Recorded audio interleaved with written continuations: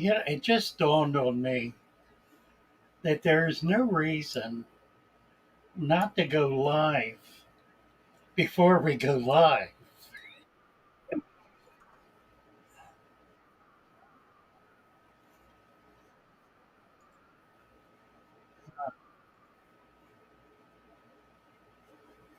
Um, let's see. Why is this channel not opening up? Well, it will, I guess. So we won't actually get started, but there's so many of you here. I just thought it'd be fun to chat. Does a church live stream? Have not started doing it, but I'm planning to set it up. I very much want to be able to do that. I may be uh, preaching there every Sunday through the fall and the winter until they're able to get a permanent full time pastor. I would be acting as uh, uh, uh, in a pro tem position, kind of a senior retired pastor. So, but I very much want to be able to do that so that I can live stream those services. Oh, we can reach a lot of people in the community, I think.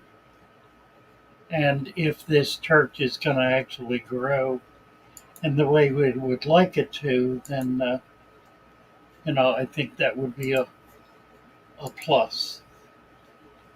Ellen Tooth is here. Hey, Ellen, how are you? Ringo Cat, West Virginia Koi from Berkeley Springs. Got some feral guppies. Oh, wow. Did you really? I've never called feral guppies. Let's see if I can get you. Okay, you should have a wrench. West Virginia. I don't know why you don't, but you should. And this is not curious. Well, I guess it doesn't matter. I'm going to screen. I should blank this out and start over. I want a screen that's not going live, and I'm not sure why. Aaron has a water question. We're not going to actually start the stream until 6 o'clock, so I'm not going to answer technical kinds of questions. I just thought it was a fun time for us to get together and say hi and just kind of chat with each other. Um, Let me ring off here and then come back on and see if I can figure out what's wrong because I'm my screen is not going live. Okay, let's see. It says live. There, got it. And we got 51 watching. And we ain't official yet. What time is it? Let's see. We got to look here. We got oh oh 10 minutes. Okay, I got to check my clock. I can't go back down. I'm sorry. My brain doesn't always work real well. And as moderator slider, get you a wrench right here. There it comes. You are now a standard moderator, Alan Tooth. How can I send a picture to you so you can show the audience the three basmati rainbow fish you gave me for helping you out? The best way is to do it on Discord. I assume you're on Discord, Alan. And then just tell me where it is, and I can pop it up. Let me see if I can. This is going to be tricky. Let's see. I can do that. Post it in morning coffee, and I will get over there, and then I'm going to try to get it to come up. Let's see. Present, whatever that is. Slides, extra video file. Share screen. I think it's a share screen. Discord right there. Morning coffee. Okay. Okay. So I'm on morning coffee. So I can share that if you can post it there. That's an easy way to do this. If anyone has pictures or anything else they want to share, like a short clip or something, just put them on Discord on morning. I mean, that's just an arbitrary channel. It could be any, but put them there, and I will. Dayball, hello, Dayball. We need to give you a wrench. You don't have a wrench. Need to turn Dayball blue. Add as moderator, standard moderator, and who else was that? There's something else. Test W. Right? Test. Add as moderator, standard moderator. Test. And Dave Bull it is. I thought it was DIY, sorry. In Germany, no less. Nice to have you with us, Dabble. Dabble. Dabble. She says. Pebbling Creek. Are they extra dark in the head area? They could be Abe's Creek collection point. Euro Gupper. How's the Venable doing? I guess fine. It's not here at my home. It's at Brenda's. I should get her online so we can look at it. I don't know if she's got us up or not. She hasn't gotten got it plugged in yet, but I think that's coming. Fish Farm Link. Got you a wrench. And Dave Bragg.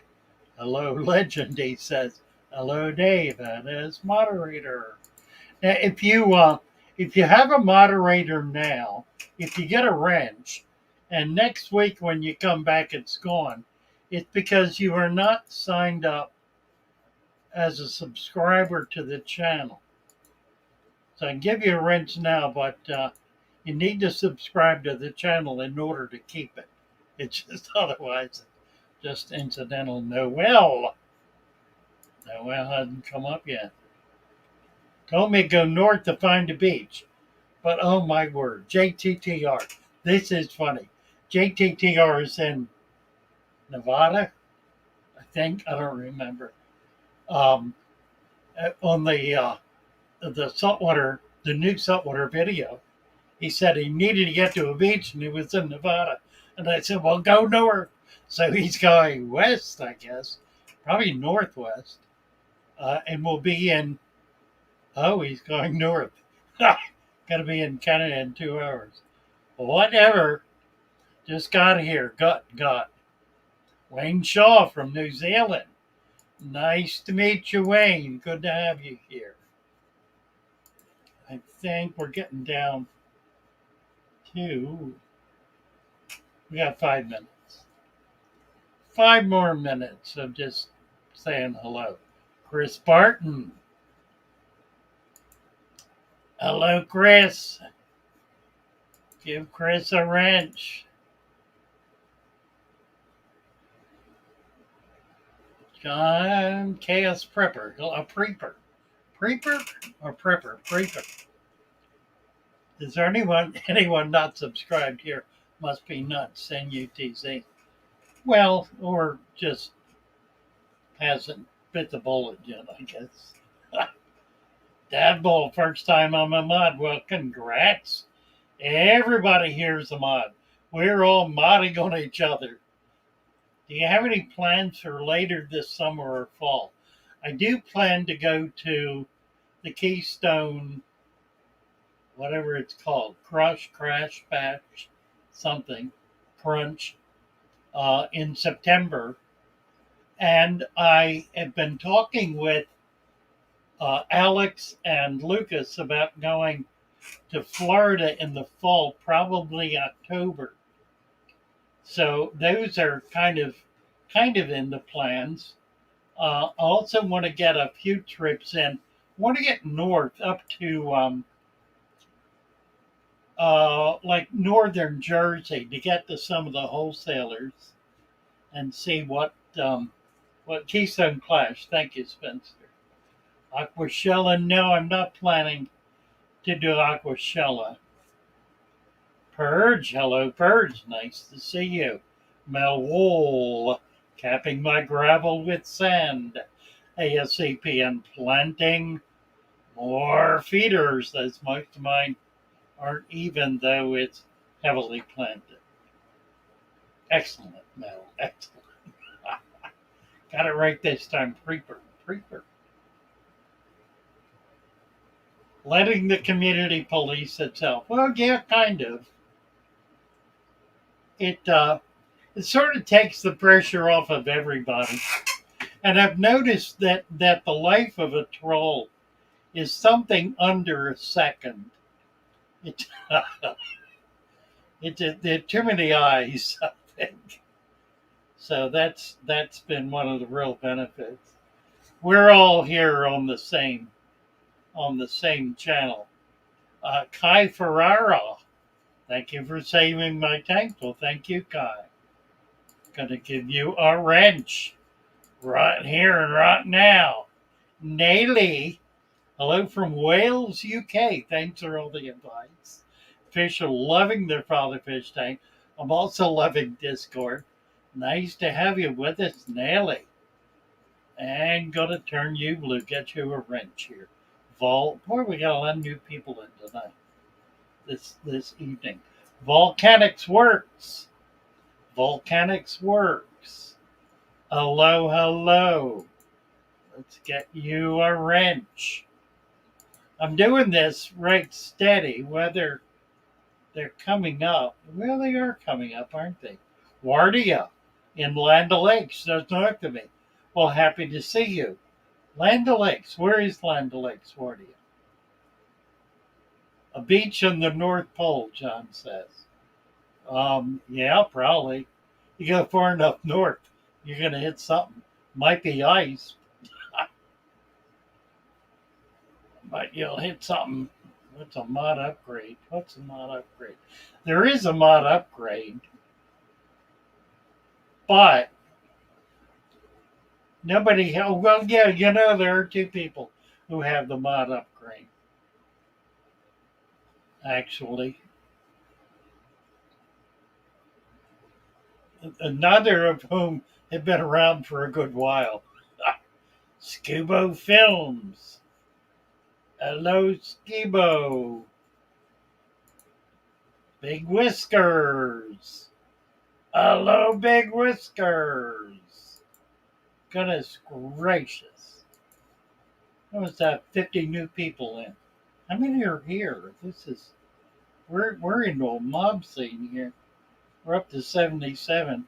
And we haven't hit 6 o'clock yet. Wow. John retracted his message. I wonder if I can see it. Sometimes I can. No, I can't. Probably just as well. Volcanics works. Love the channel in the Discord.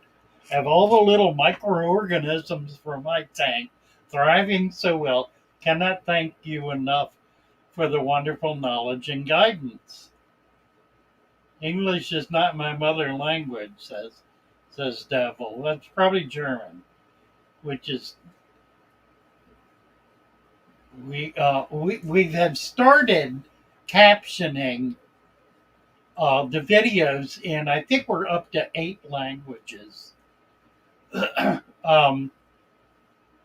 There is a way for us to do voiceover, but I'm not sure. I haven't learned how to set it up yet. So we do have a couple of people. I have somebody who's willing to do German. I think I have a French speaker. I know I have a Hindi. So eventually we'll get to that. Eventually we'll be able to do the videos in native tongue audio. Right now you can read them in text in, as I said, 8 languages.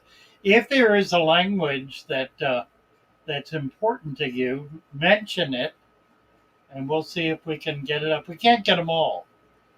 Gubenschmerz. Gubenschmerz is here. First time catching us live. Well, nice to have you with us, Gubenschmerz. Gotta be a German. Gotta be.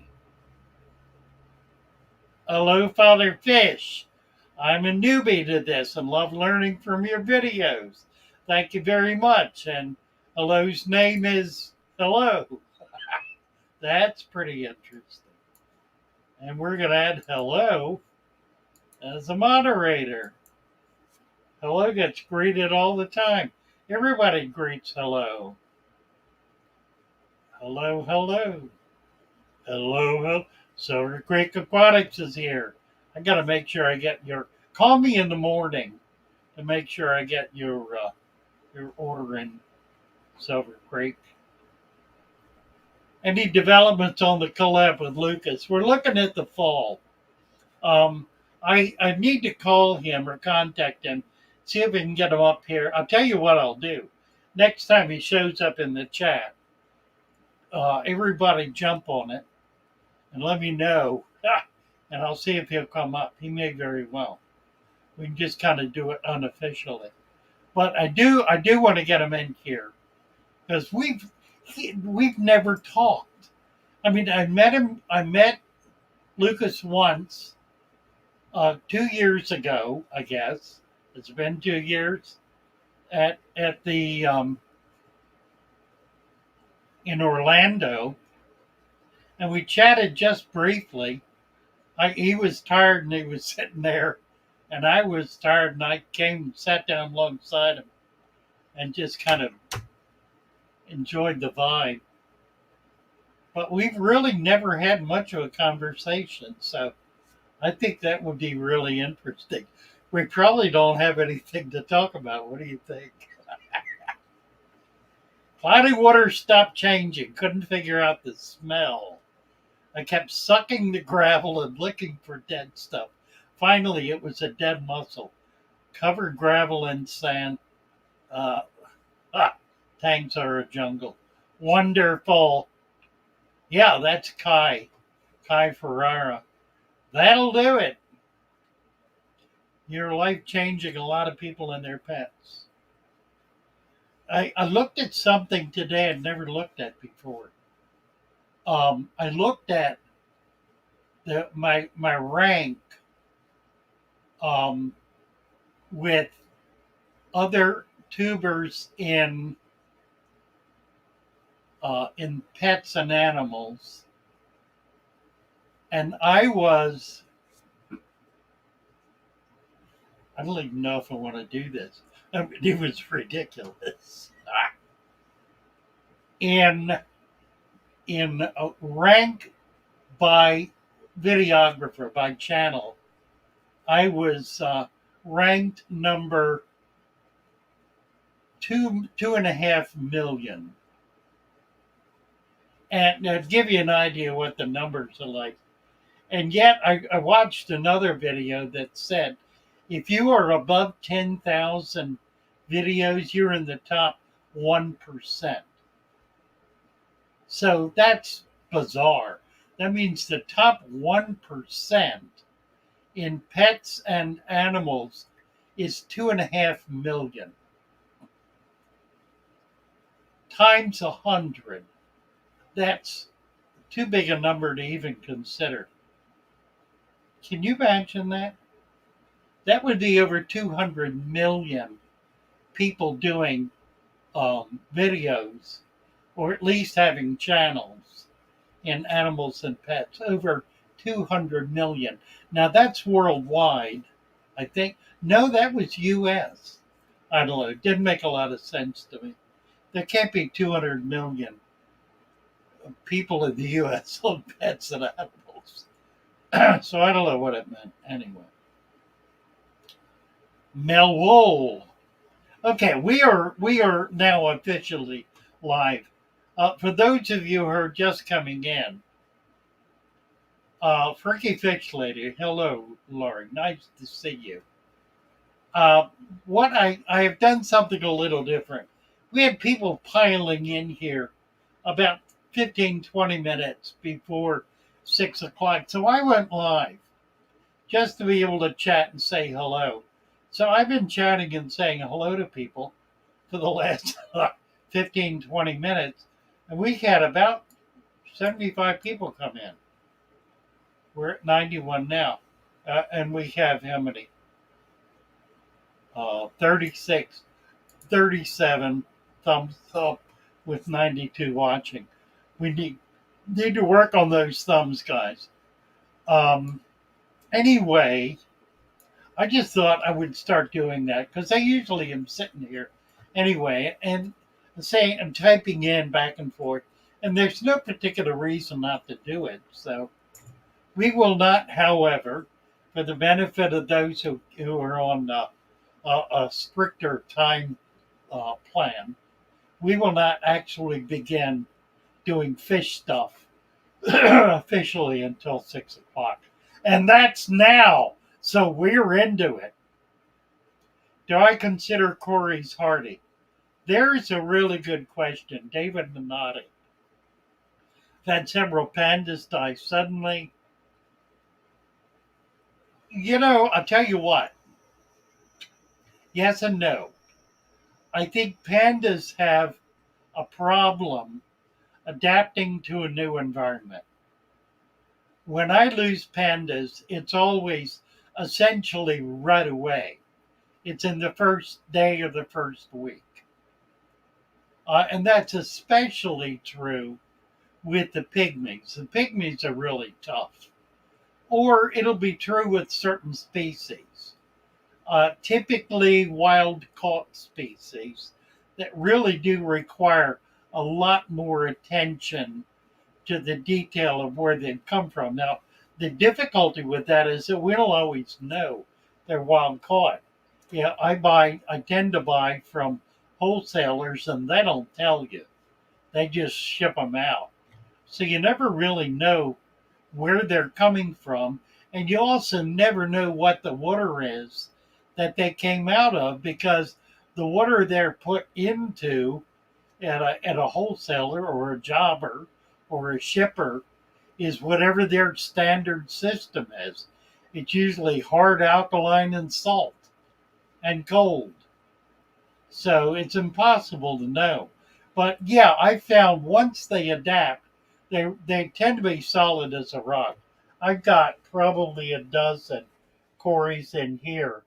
I got some blacks from Super Cichlids about 3 months ago, and they're doing fine.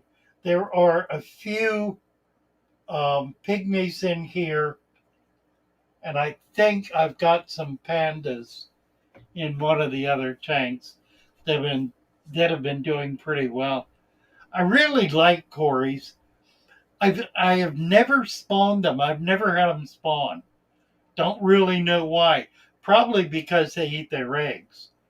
They lay their eggs on the side of the glass or on leaves, but they'll go right back and eat them.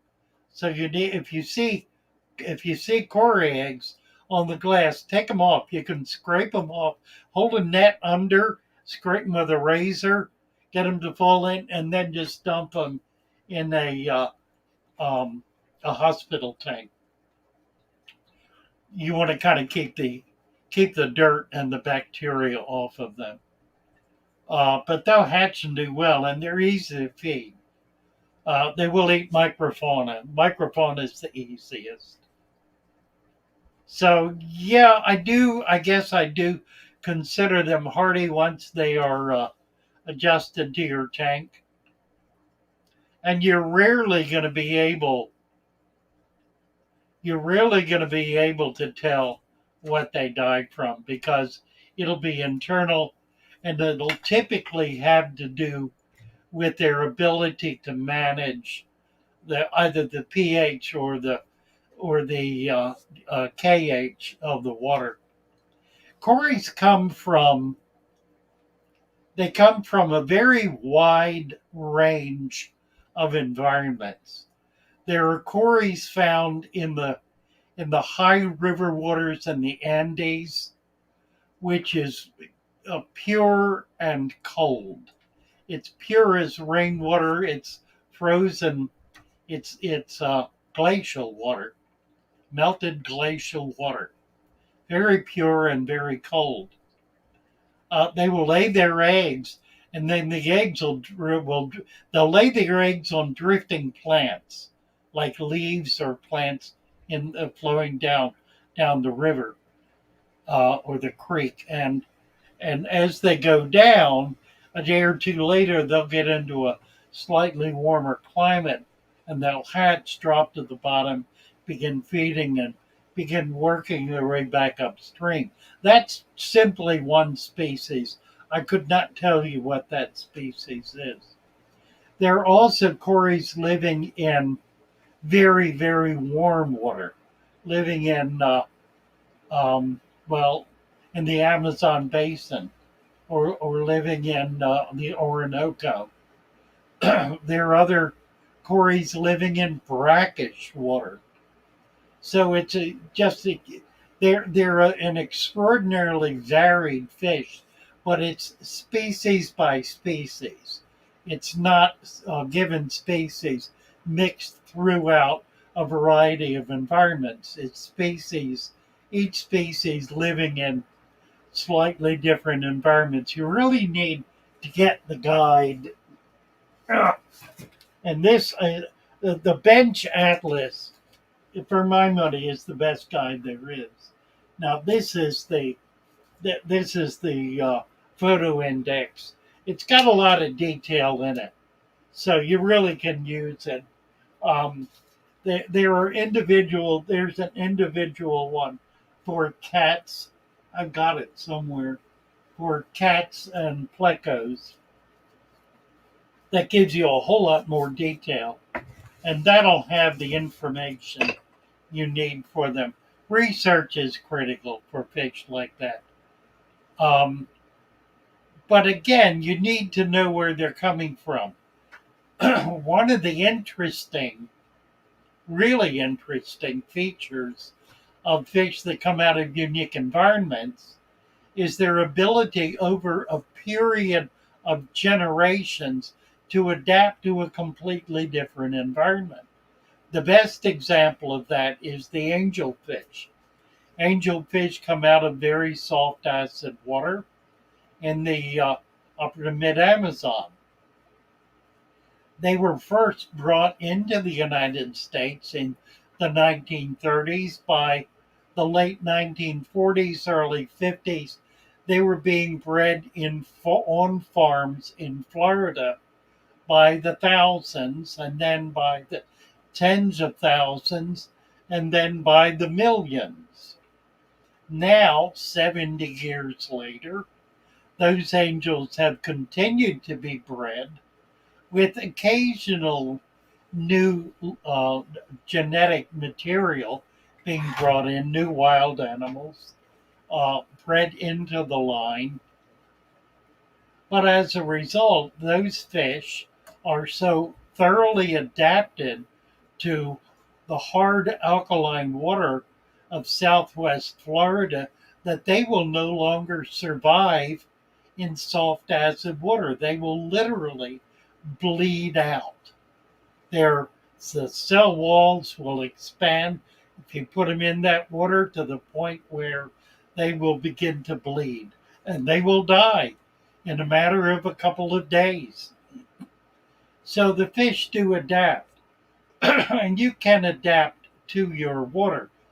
If you need to do that, you need to spend an absolute minimum of a week doing it. You cannot acclimate a fish in 15 minutes to an hour. That simply doesn't work. As a result, most hobbyists who get fish from other hobbyists or from wholesalers simply hold a net over a bucket, cut the bag, dump the fish into the net, and flip them into their tank. No acclimation of any kind. And the reason for that is that they are already in hard alkaline water or water above 7.0. There are exceptions, but you'll know them when you meet them because it will be a function of the kind of fish you're buying. The licorice gouramis, for example, if you're into licorice gouramis, then you're looking at soft acid water, and there are others, but they're not common, they're not frequently traded. When they are, it's clear what you need to do to be able to keep them. But any of the fish that are routinely traded are in relatively hard alkaline water. So you just throw them in it. They're happier and safer in that than they are remaining in the water in their bag with a little bit of other water dribbled in. That simply keeps them in water that they've been in too long to begin with, that probably has an excess of ammonia in it. You're better off simply getting them out, putting them in your tank. Uh, I usually will dump the water in. It depends where I get the fish from. If they come from one of the big wholesalers, I won't. If they come from a local shop that I understand and am supportive of, or a local breeder, and then they've not been in that bag more than a day or two, then I will. So you kind of play it as you see it, but it's helpful to understand that acclimation is not something that can be done in a matter of a short period of time. If your fish are in 6.0 and you want to put them in 8.0, you better take a week to do it. I wouldn't do it personally, not in any short period of time. I would let that tank go alkaline over a period of months. Let them adopt very slowly. Let's see, did we didn't get that picture, did we? In coffee chat. I don't see it. Let me see if it's there.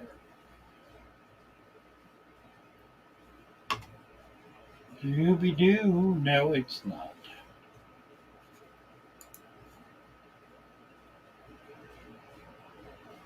Let's see. Let me back up a little bit.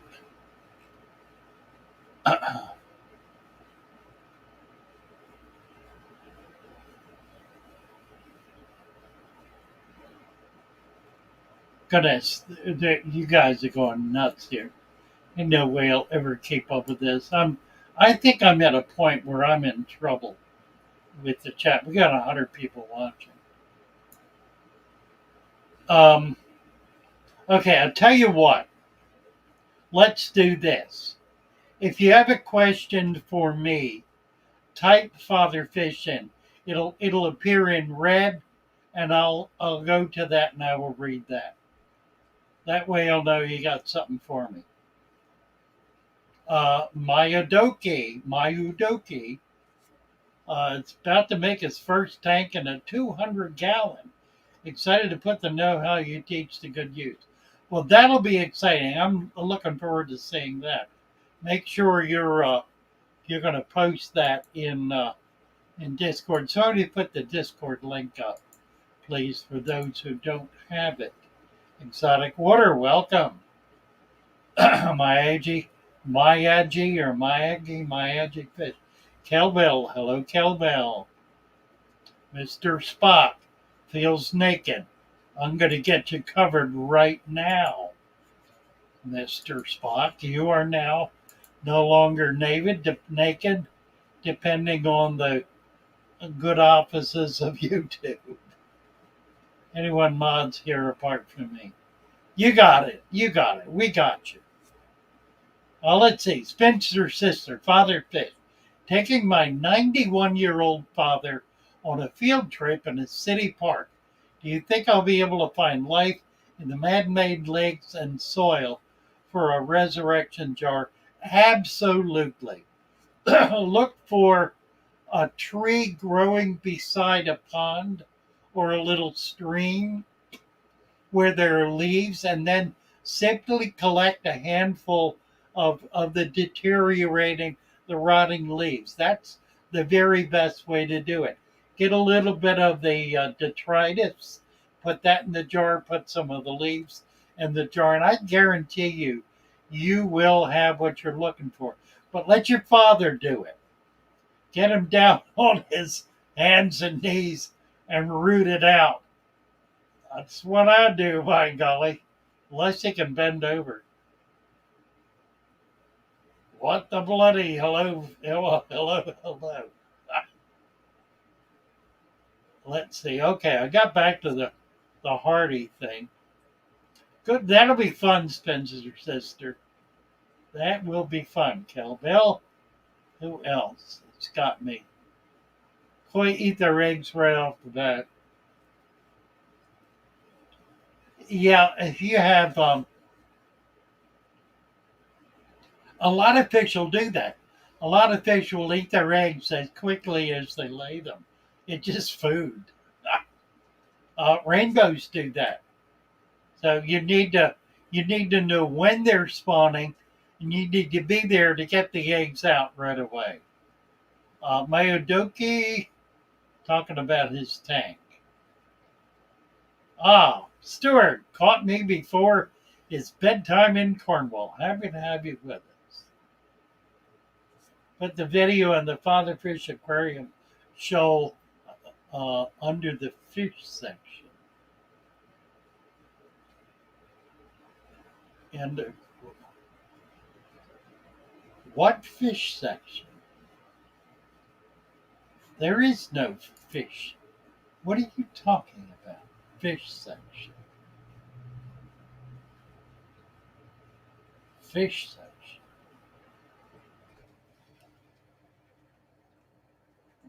I don't know what that is. Disease and crisis suddenly.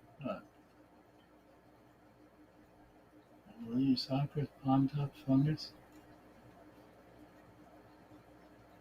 Father fish method. Welcome. I don't know where that is. Video. Spoiler shoulders tanks. Other interests. I don't know.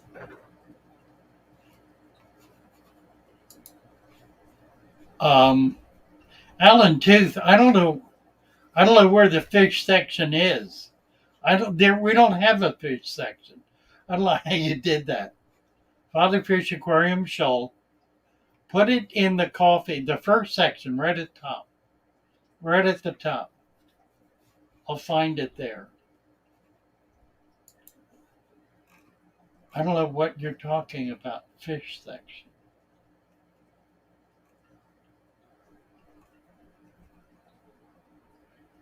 Huh.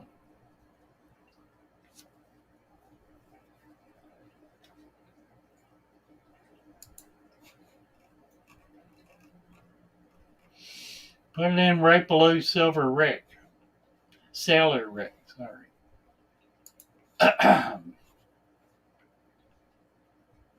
Right, what else? Okay, so I am skipping anything that does not have my name because it highlights.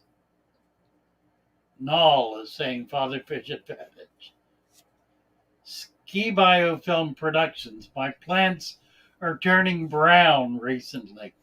Any advice? Well, if it's just the external leaves, the outside leaves, that's natural and normal.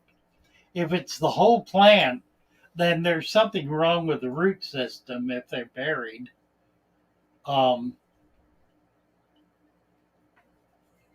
If they're turning brown, I don't know what to tell you. If they're turning brown, something's wrong if they're turning brown.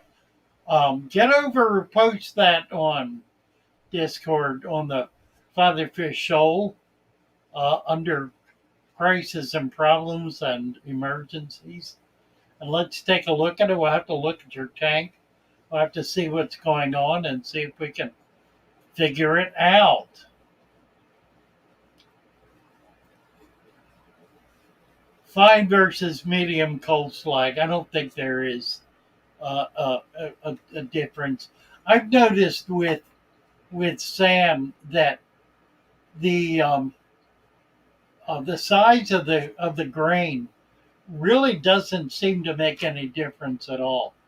I did a tank once, long time ago, with coarse sand, and then I had a bag of very fine sand, and I put an inch of that on top of an inch of coarse sand, and that tank was one of my best plant growing tanks. Don't know whether that had anything to do with it or not. Now, I did get a bag of coal slag recently that was powder. It was not fine grain, it was powder. And it freaked me out. By then, I already had it in the tank, so I capped it with a coarser sand. And the tank has been fine. It doesn't seem to have made any difference at all. The plants are doing well, everything's fine. So I frankly don't believe it makes much difference. Father, you look like Geralt of Rivia. Geralt of Rivia. I don't know what that is. I'm going to look it up. Geralt of Rivia. Um, we're not getting to it. Oh my. Oh, you want to see this? Where is it?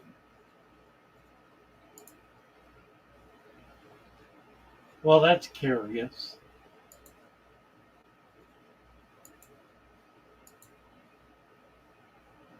Huh.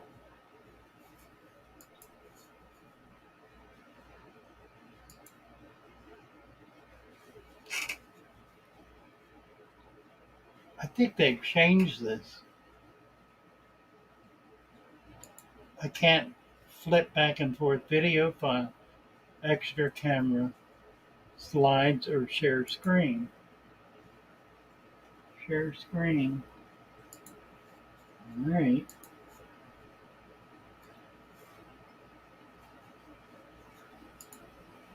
Well, I got about 40 years on them,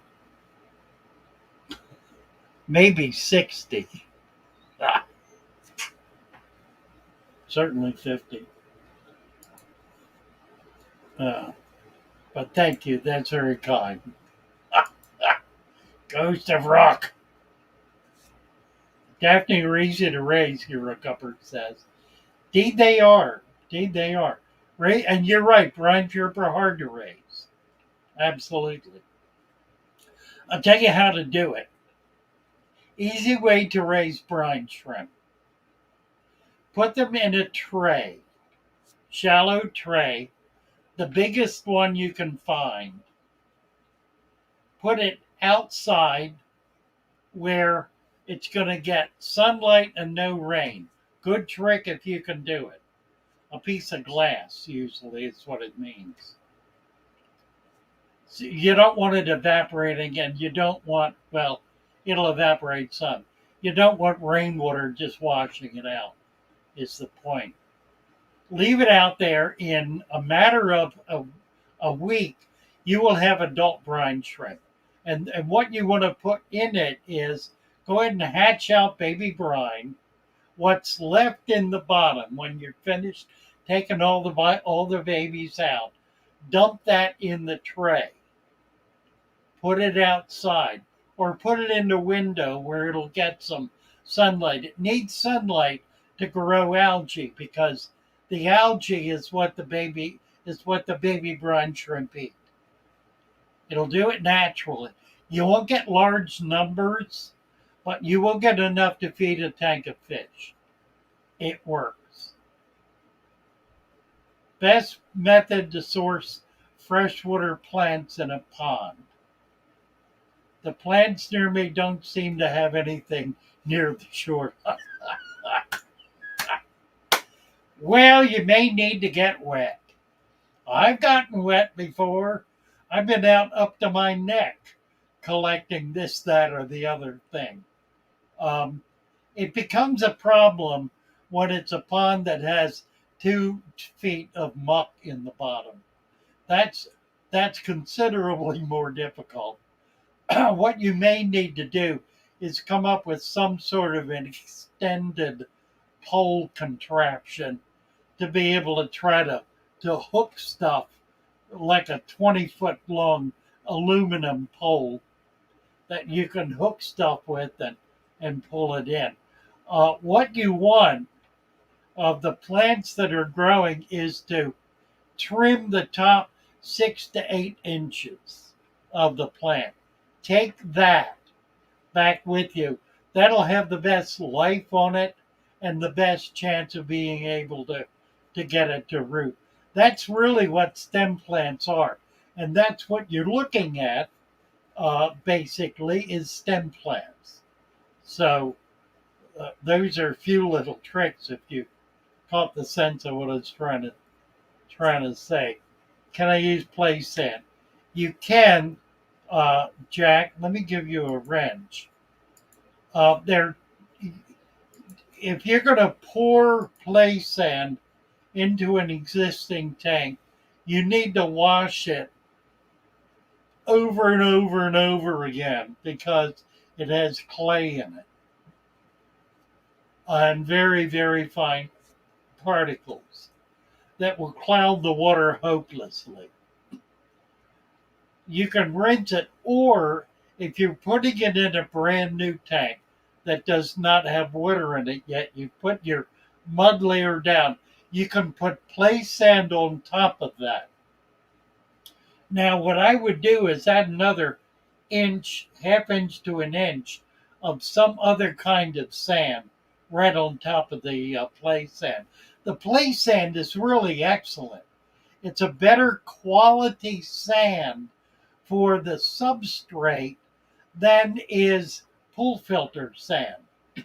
But it's a worse sand to try to use in a tank because it poofs up. It has so much fine material in it. But if you will carefully put a plate or a plastic bag or something on top of it, so when you're putting water in, you're not stirring it up at all, not even a little bit, you'll be able to get away with it. And as it's full, it'll be slightly cloudy. That'll clear up if you don't stir it up, if you're very careful about planting. And a good trick is to plant before you put the water in.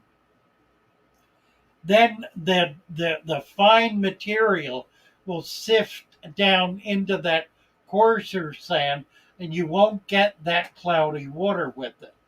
And it'll provide more nutrients because clay is heavy in nutrients. So a little complicated answer to you there, but if you take the time and effort, play sand is superior. If you don't take the time and effort, it is vastly inferior. How's that?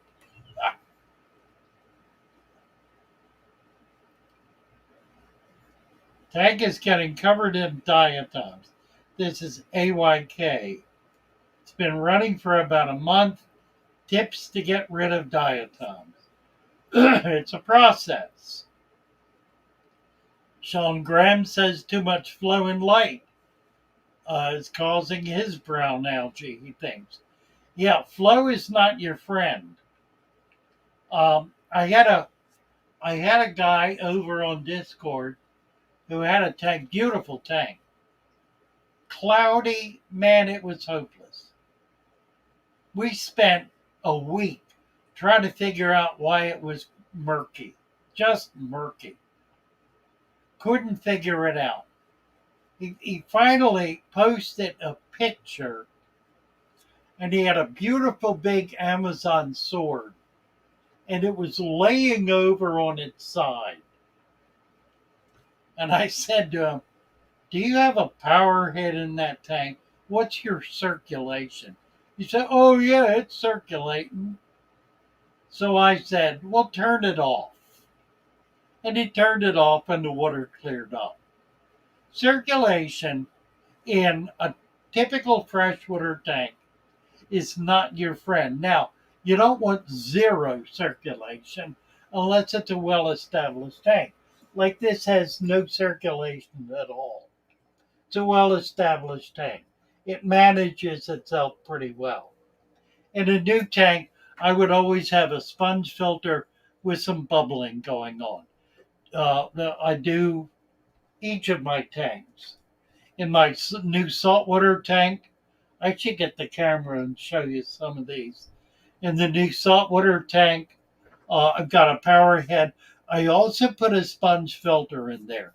I normally don't do that. I did it in this case simply because I was pulling water out of the bay and it was murky water. So I wanted it to get really crystal clear quickly, which it did. All right. Slausers is saying if you have leftover food and let it rot, it'll provide nutrition to grow diatoms. Brown algae, you'll see clumps over dead food areas. Absolutely right. Nutrients. It's caused by nutrients. Silver Creek, if algae is a problem, lower your light cycle. If outside, put a shade cloth over it. Also, reduce nutrients. I have tanks with lights on 24/7. This is one of them.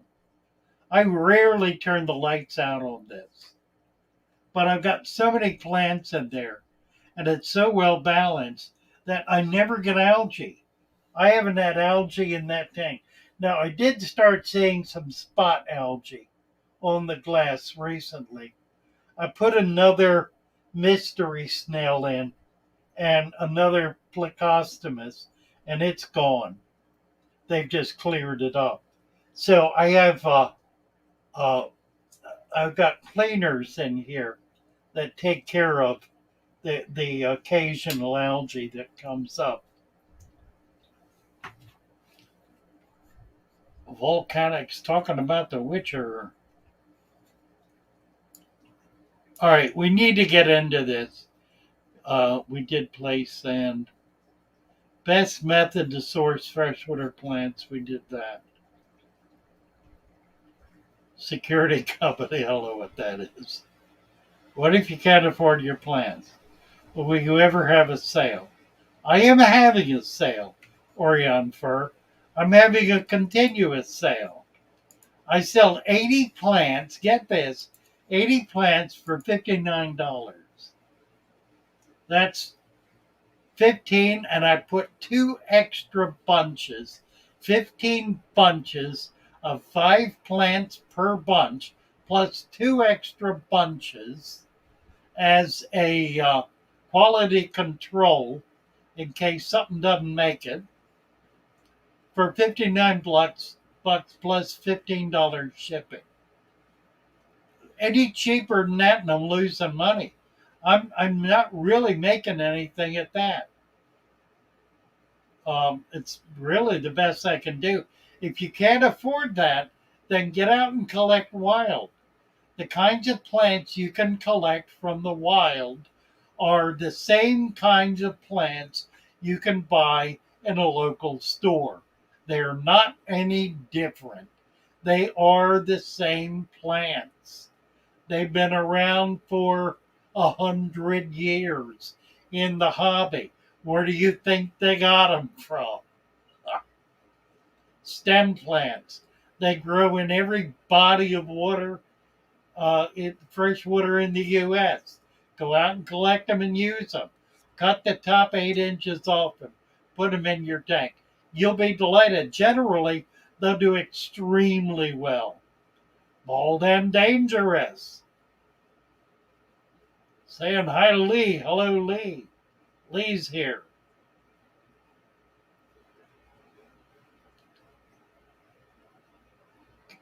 All right. Okay, so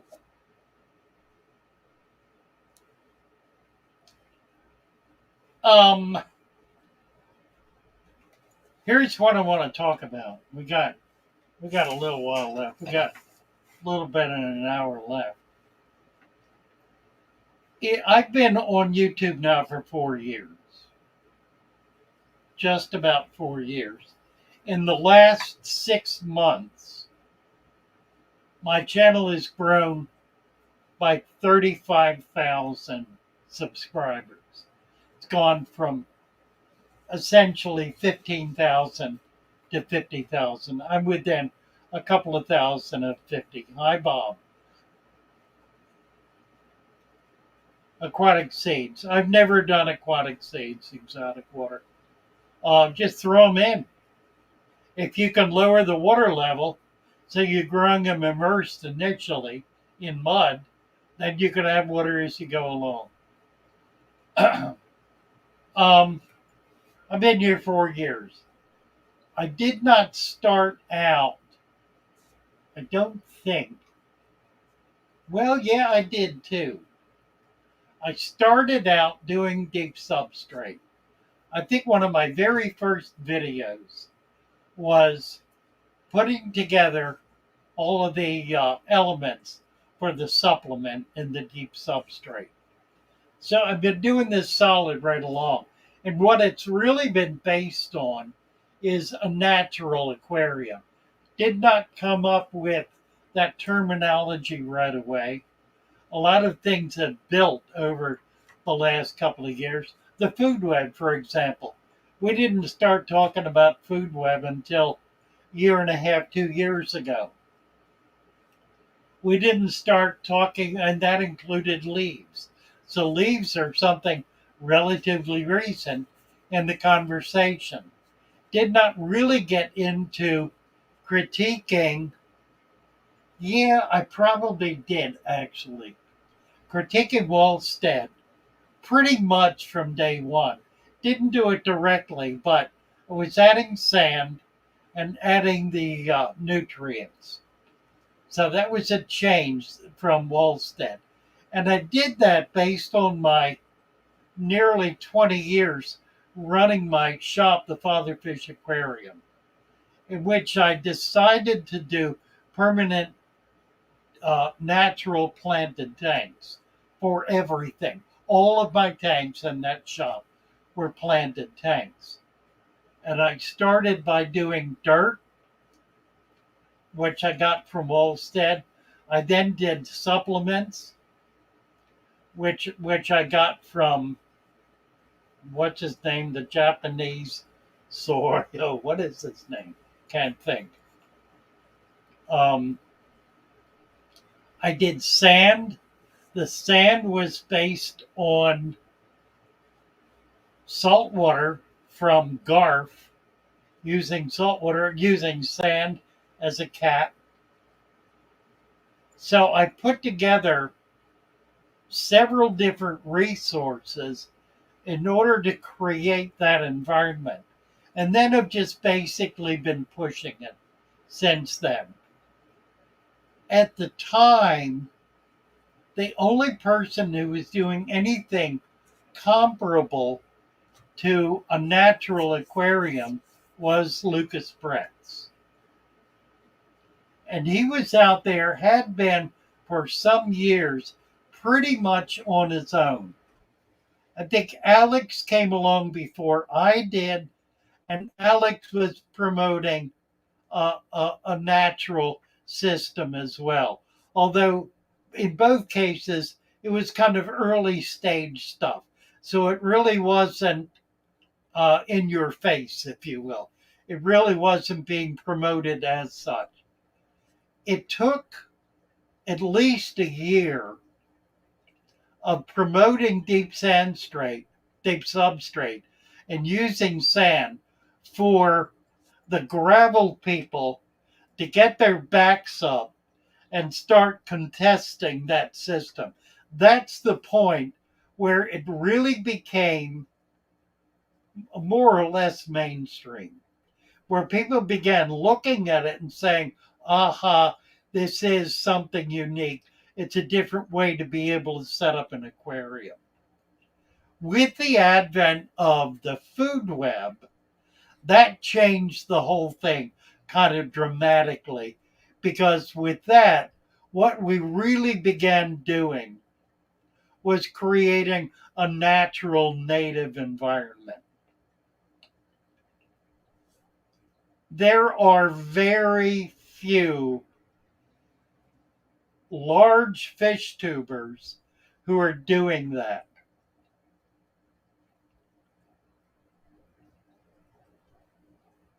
Um, let's see. I've made a list up. Let me see if I can find it. I was looking through. Okay.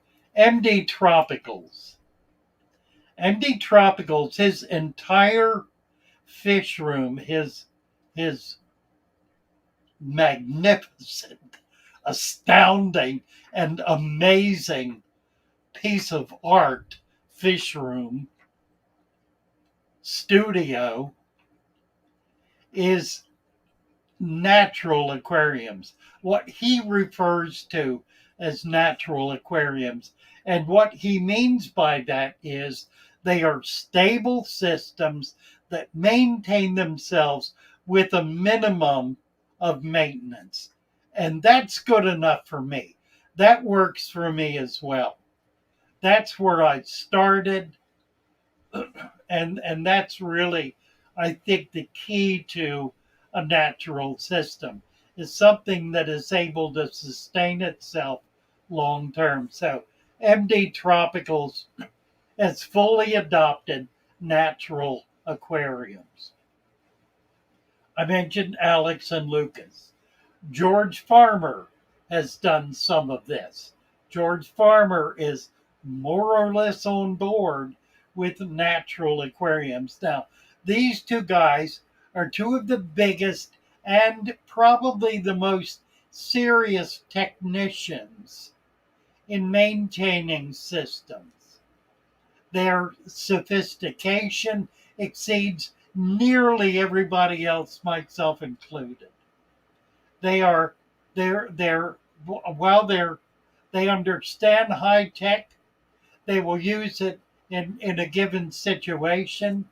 They have come to understand the value and the power and the significance of a system that is put together that is able to function as a stable, healthy, dynamic system with, again, a minimum of intervention. Al's Vivarium, not anybody that is talked about a lot. Al's Vivarium, who does mostly vivariums, but also does natural aquariums, has 250,000 subscribers. It's a big, big channel. Natural Aquarium Systems is another one. Big channel. And then there are a host of new channels that are coming up, little channels, under 1,000, at 1,000, 2,000, 3,000, that are wholly committed to natural systems. Some of them are doing it on their own hook. They're not linking up with anybody. They're not giving anybody any credit for anything. They're claiming this as their own. And frankly, that's fine. I don't have a problem with that at all. Because it is what it is. I mean, what do you want? Go out and get some mud, put it in your tank, put some sand or whatever you got on top of it, plant some plants in it and fill it up. What is that? That's not anything anybody has a patent on. It doesn't belong to anybody. The reality is there ain't no such thing as a father fish aquarium. Now, I'll admit I've got some stuff and I'm doing some stuff that kind of sets me apart, like the supplement. I love the supplement. But I tell you something, this research group we have going that's working on leaves now and then on food web, come this fall, they're going to be digging into the mud. And they're going to be looking at all these supplements and they're going to make a determination as to what the value is of each and every one of them. And I may very well find myself being shot down. We'll see. So far, I've been fortunate. So far, everything I've added to that has had some real justification in the balancing of the system and in the diversity of the system. So we'll see. But here's the thing. I would I have a sense in which the whole notion of a natural aquarium is beginning to take hold, at least in the fish tube. And I base this on a couple of things. I base it on what I see happening as I go into fish stores and identify myself, and will have the manager of the fish store say, "Oh, yeah, I've had people coming in here asking about the father fish system or wanting to do a natural aquarium." Number two, Facebook. There is now, we've got a Facebook Father Fish channel that's, I don't know, it's in the thousands of subscribers. And that's happened very, very quickly. It's happened in a matter of just a few months. There are more people in bigger and better fights on Facebook about putting dirt in the tank. So I'm wondering if what I'm seeing is consistent with what any of you are saying. Do you believe that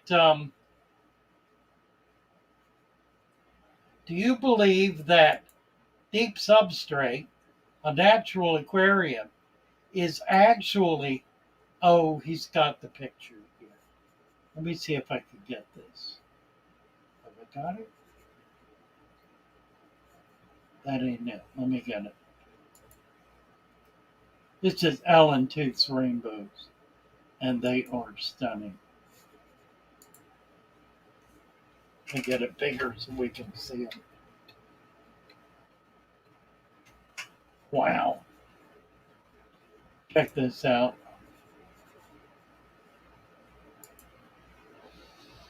Do video file. Shoot to do. Look at that. Oh my. Oh my. Yeah, it does have blue on the tail. Look at that. And it's got more red toward the tail. Beautiful fish. Just stunning rainbows. Rainbows are, well, that's why they call them rainbows. They're amazing fish. They require a lot of time to grow them out. They require perfect water conditions to get them to color up, but boy, are they spectacular. Nice job, Ellen Tooth. That is stunning, and thank you for posting that. Wow, really impressive.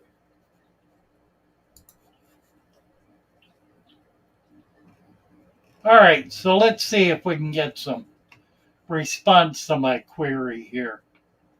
Do you believe that the natural aquarium is becoming well known enough for the average new person coming into the hobby, hearing about it and wanting to try it and seeing the value of it? Exotic water. It's because what you're doing feels right to people, feels right to the core. To set up a natural aquarium connects you with nature, something many people are missing. I'm in absolute agreement with you, Exotic Water. I think that's exactly right. I think that's precisely his power. Oscar Jungle is saying, I need to open up a shop again. Oh, God. I don't have the energy. And at worse than that, I don't have anybody to do it who's far enough along. I came back with the idea of getting a nephew of mine to do that. He died 2 months after I got back. Um, he had um, cancer. He had cancer. He had, I don't remember. Anyway, he died. And his wife is not into the fish. I have a niece now who's helping me out. She's with me 3, 4 days a week. She's excited and interesting. That's Brenda. Some of you have met her through the video. She's got her own little tank.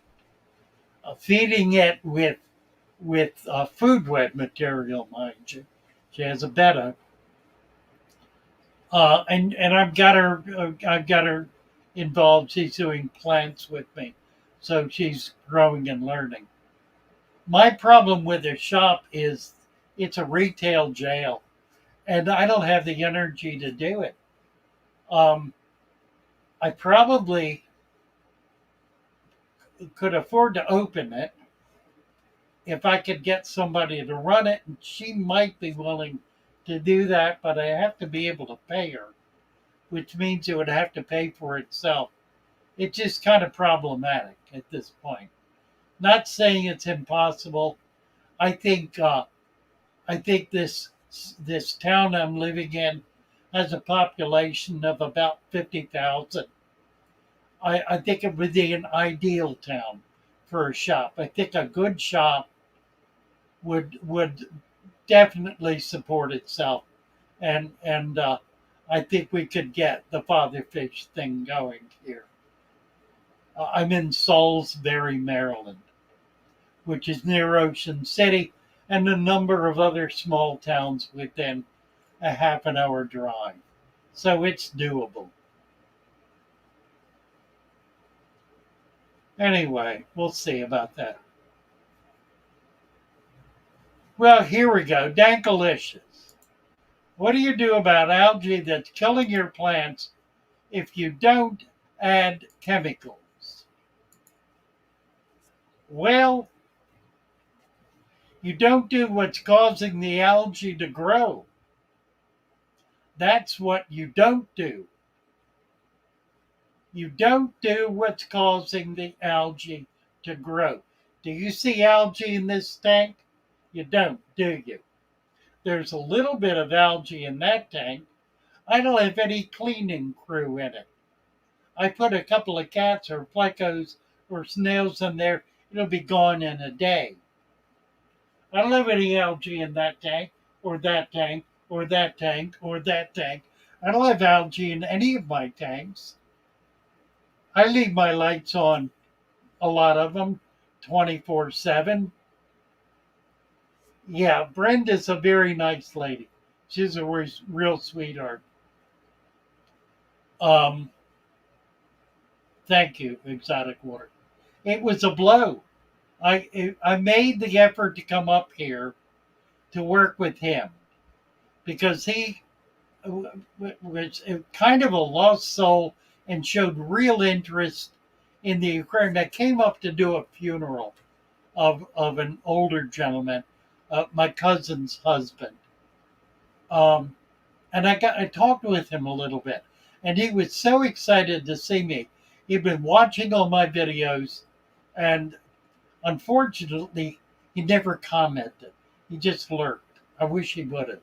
Anyway, so I came back up here to work with him, and he was terribly sick, hospitalized within a week of my getting here, and was gone in a matter of a couple of months. Very sad. Stewart is saying, I think in the father fish setup, you see fish behaving more closely to how they would behave in nature. So here's the question. Is this story getting out?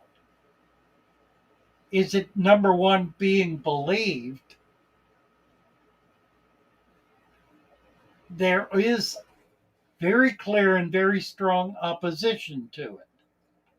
And the opposition is essentially old timers, big YouTubers who are used to doing things a certain way and are not willing to change because they're successful on their terms doing it that way. And that's fair. I don't see anything wrong with that. They are successful at keeping fish alive, doing what they're doing. God bless them on their way. It's not a matter of one way being better than another. It's a matter of one way being different than another. They would never claim that their aquarium is in any way natural. They might very well claim that it is impossible to do a natural aquarium. And there, I would disagree with them rather vehemently because I know that's not true. I know that it is possible to have an aquarium that functions naturally because every single box that has water in it is abiding by the laws of nature. So it's natural, as natural as it can get. I just try to help it get more natural. And if I can get to 80% natural, and that's the best I can do, I'm good with that. But I'm pushing that envelope all the time, trying to get it to 100%. The only way to do that is to put a pond in my backyard. And actually, I've got about a dozen of them. They're called vats. I noticed Alex has a bunch of vats in his yard. He has natural systems in them. He did a video recently describing each one of them. Totally natural, perfectly natural. Can you do it in your living room? To a degree, to a large degree. 100%? Well, if you can make it rain in the tank, I suppose. Make water evaporate, replace it with rainwater. I mean, that's not all that ridiculous. That's actually pretty easy to do. And you can certainly bring biology into it. So I think, frankly, you can get pretty close. I think you can get real close. I think you can get close enough that a biologist would have a hard time telling the difference. That's how close I think you can get. Question. Question. Is this significantly impacting the fish tube? Impacting fish keepers on YouTube? Because that's where we are. And that's where we're having whatever impact we're having.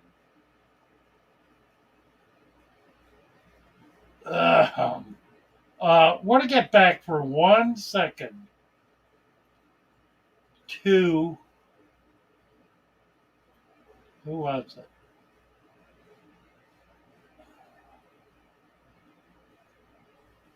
Where'd it go? The chemical algae thing.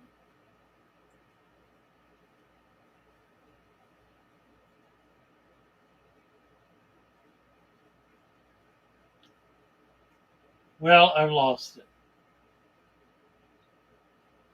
WV Koi, you're only a couple hours from me if you're on Salisbury. There are an awful lot of really good fish keepers within about a 2-hour drive. I'm looking forward to meeting a lot of them at the Keystone Clash. I'm really excited about doing that and making some friends and getting around and visiting some folks.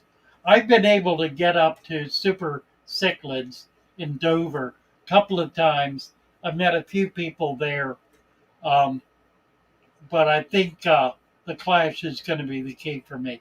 That's September. So looking forward to it. I lost it.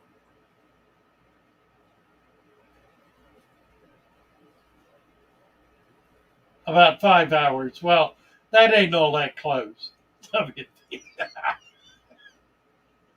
Alan Tooth. Since I did the father fish method several years ago, I've never had an algae problem, and I sparsely feed my fish small amounts a few times a day. Algae, algae problem. Nice, nice. Lee is saying if I come across a newcomer, they listen, but the older ones think they know it all.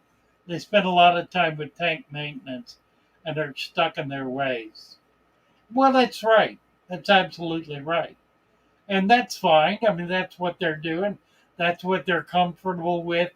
They are probably so uptight about doing anything different because the problem with that system is you're living on the edge of chaos all the time because it's predicated on polluting your tank up to the point where it's going to create a crisis and then you pull it back and you pollute and pollute and pollute and pollute and then pull it back. Pollute, pollute, pollute, pull it back. It's nothing like a balanced system. It is the definition of an imbalanced system. And so that's probably where I would start in trying to reach these people is say, what can you do to your tank to make it more stable so that you can do less water changes? And the answer is very simple. Feed less. Feed less. Put less organics, less biologicals into the system. It'll maintain the water quality longer. That's it. It's really that simple. And then the next question, once they've figured that out, is what can you put in there that will not dramatically change the water quality but provide nutrients for the animals? The food web. The food web. So, I don't know. Are we getting there?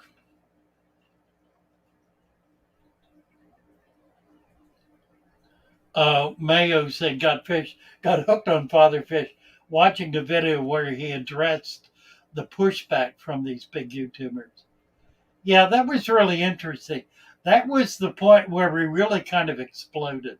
We were moving pretty well up to that point, and then just boom. We actually had a video that went past 500,000 views, and is still climbing at 2,000 views a day. It's amazing. But could not begin to tell you why. Can't duplicate it. Wish I could. We're sort of drifted back to a more stable. We're right now at about 10 to 12,000 views a day, which is pretty exceptional. But it ain't nothing like 25 to 30. I think we got up to about 30, 35,000 views a day at the peak of this craziness. We were doing 100 new subscribers a day. Now it's about 35, 40. It's about 100 every 3 to 4 days, which I ain't complaining. Trust me. Far be it from me to complain. I'm just trying to get my feet under me now and get ready for the next big push. Because I've noticed this comes in spurts. That's the third spurt. And it seems to happen right around the beginning of the year, Christmas time.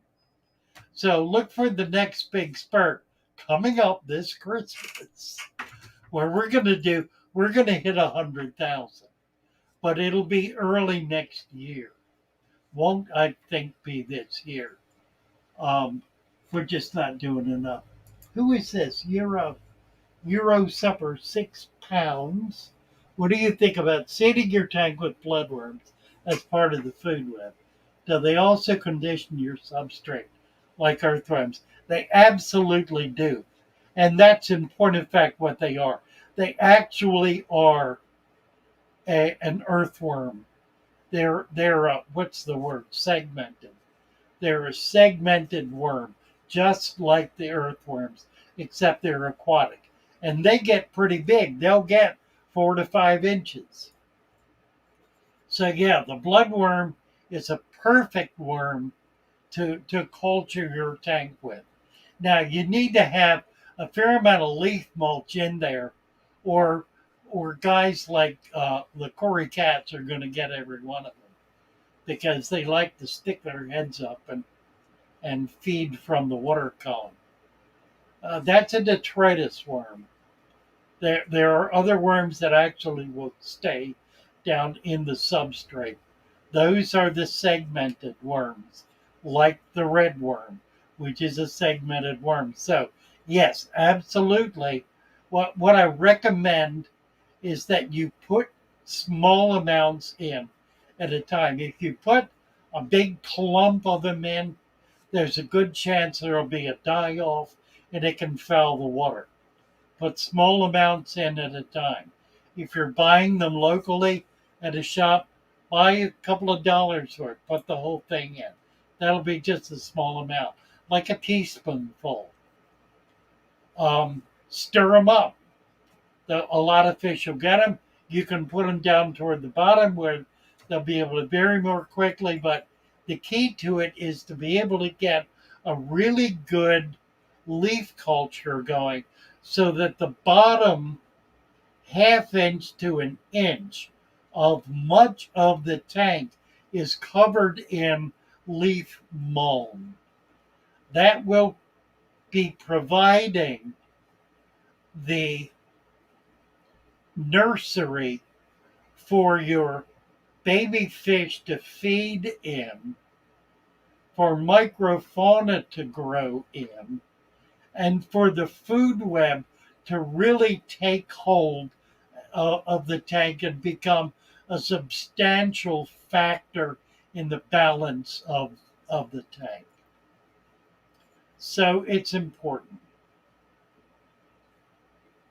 Euro Gupper. I visited a channel once and it named you and Alex Williams as misinforming the community when it comes to natural aquariums and not having to change water weekly or biweekly. Well, that's right. There are those people who are convinced that the only way to keep fish is to feed them heavily every day. By feeding them heavily every day, they will learn to eat heavily every day. Now, it does reduce their lifespan. It does also increase their growth. They'll grow fast. They won't live as long, but they'll grow fast. They will also produce more waste. They will foul the water because of the waste. It will develop more and more organics much more quickly. As a result, it will need to be changed or filtered out. I mean, you can filter all that out. You can't do it with a standard filter though. It has to be a biological filter. And the best biological filter is a deep substrate. That allows all of that detritus to get down into that substrate and frankly stay there and come out of the water column. That's the whole function really of the deep substrate, is to get all of that matter that the fish are releasing as waste to go down into the substrate and stay there, not get washed back out, which is why sand rather than gravel. With gravel, it gets washed back out. So you find these old timers, people who've been around, were feeding their fish heavily with 1 to 2 inches of gravel on the bottom of the tank, if that. And sure, they've got a tank that is continually in a state of being fouled worse and worse. It is an absolute requirement for them to change the water in that tank. I've never said no one should ever change their water. Never said that. What I've said, if you have this kind of system, you do not need to change your water, at least not nearly as often, and in many cases, not at all. Is that clear enough? All right. Thank you for that, you're a cupper. You're absolutely right. Let's see. What is this?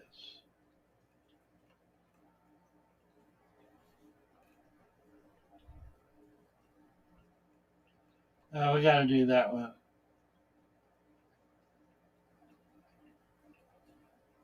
Thank you, Euro Gupper.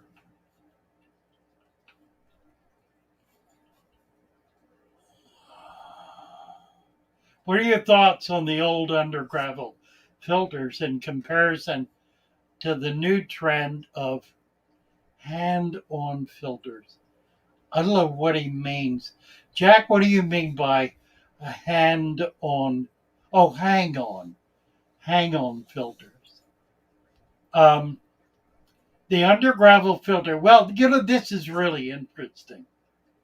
I had a friend who died a few years ago who was, I first met him at the Shed Aquarium, where he was the chief aquarist at the Shed Aquarium. I met him when I was on the board of the National Aquarium before we built, and was traveling around visiting the other aquariums. I visited there and I visited Boston. There wasn't anything else this side of Seattle.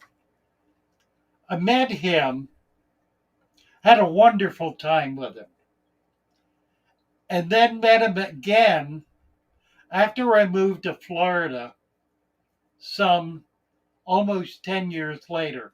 In the meantime, he had moved to Florida, and we met at a reptile house in Fort Myers, a reptile store that is since out of business. I'm trying to think of the name of it.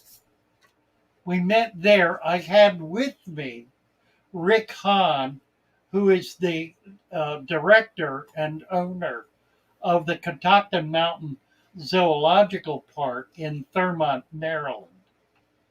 And so they got a chance to meet each other, and I got a chance to renew an old friendship. And the three of us just became fast friends and spent a lot of time together over the next, I don't know, 5 to 10 years or more. The reason I mentioned his name was John. John and Sharon, his wife was Sharon. Coleman was his last name, John Coleman. He started collecting for the Shed Aquarium, literally traveled all over the world as a young man. He had been at Lincoln Park when, who was the famous director of Lincoln Park? He was there at that time. And then became the director, the chief aquarist, I should say, at the Shed Aquarium, and traveled all over the world collecting. He wound up in Spain at the aquarium in Spain that designed and developed the undergravel filter for their mega aquarium, and he fell in love with it, and he brought it back to the States, and he employed it at Shed. It was adopted by the New England Aquarium, and then later adopted by the Baltimore Aquarium over the objection of Myrtle Cohen and me, who strongly opposed doing that because we wanted the National Aquarium to be able to set their tanks up as natural aquariums.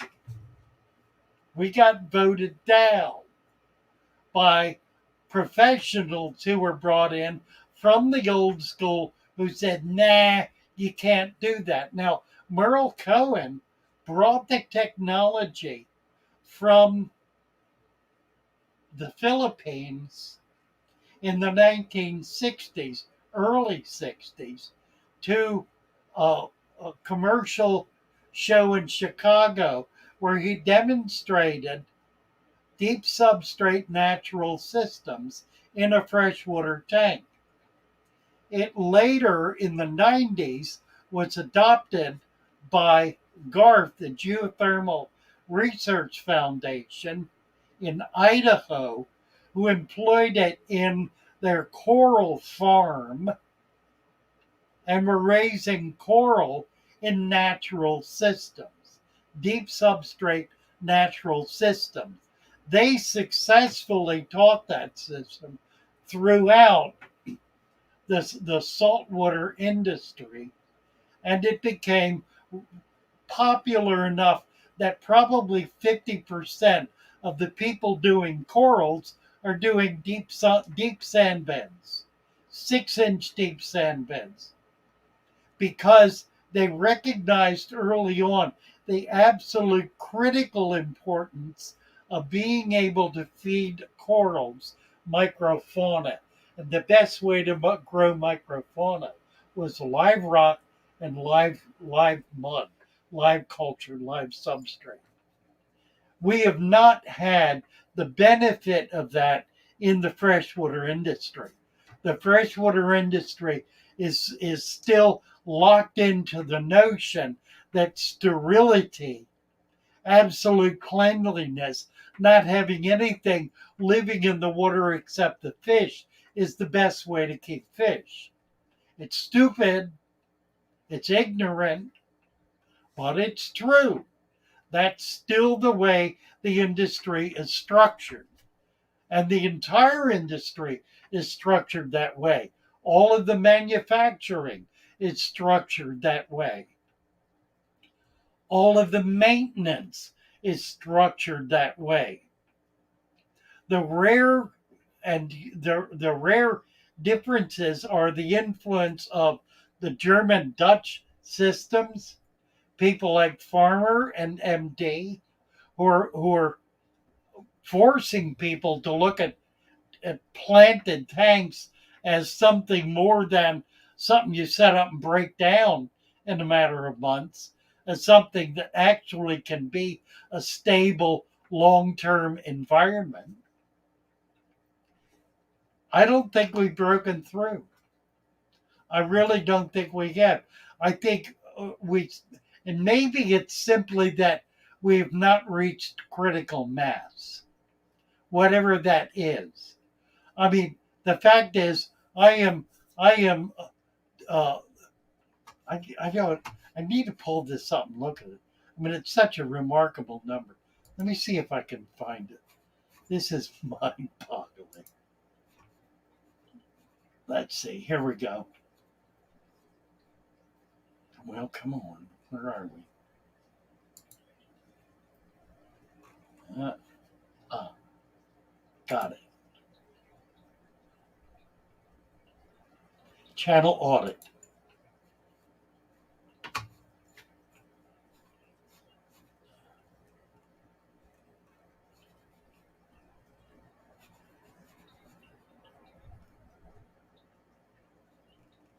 It's not showing what I want.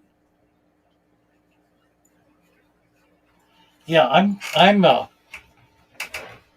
down 30% over where I was last month. It's interesting channel audit. Let's see.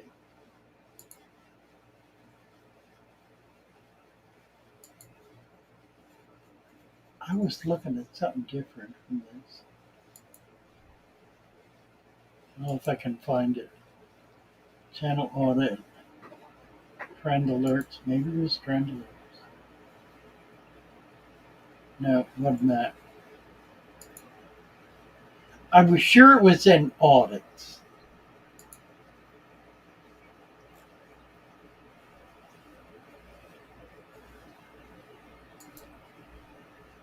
The only idea is competitors' trend alerts most you. It ain't there.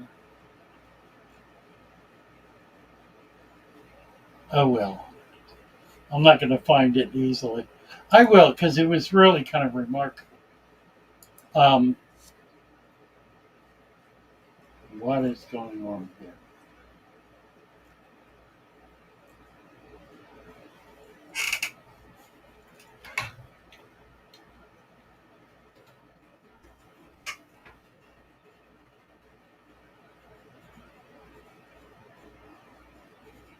A lot of talk about feeding, Lee is saying.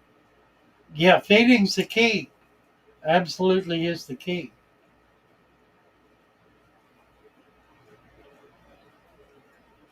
But nobody's talking to Father Fish. Euro Guppy. Love your channel and fish story, Alec Williams.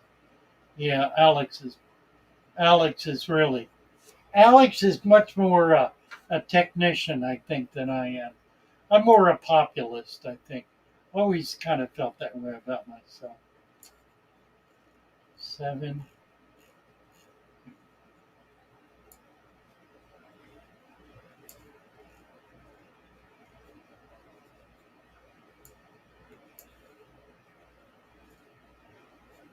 Yeah, right. Well, here he's getting a beer.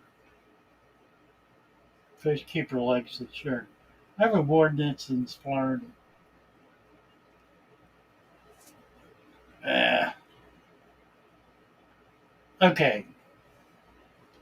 Um, I've lost track of where I was. I ought to go back and review it. I don't know what I was talking about. Somebody, somebody, get me back on track here. Planaria, Slawzer's talking about. There are 100 different species of planaria. Only one or two are actually a problem. The rest of them are detritus eaters, so they're really a cleaner, believe it or not. So unless you have the one that's got a diamond head, uh, and here's the thing about them: if they attach to a fish, they're not going to kill the fish, and you can see them; they're big. Take a pair of tweezers and pull them off, and dispose of them. I mean, they're what's the definition of overstock? There's a good question. How do I know? Let's go back to Dankalicious. How do I know what's causing the algae?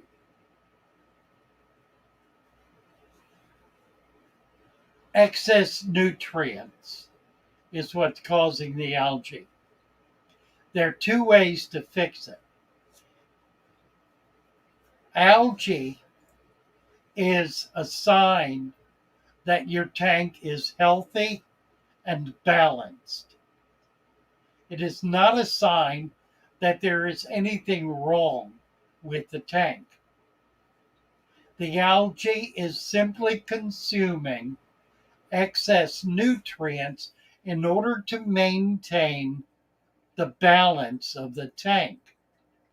Now, you may have more excess nutrients that even the algae can consume, in which case the tank will foul and it'll kill the algae and everything else, unless you do a big water change, in which case the algae will dissipate to the point where you're replacing those excess nutrients again, and then it'll come back. So, two ways to control algae.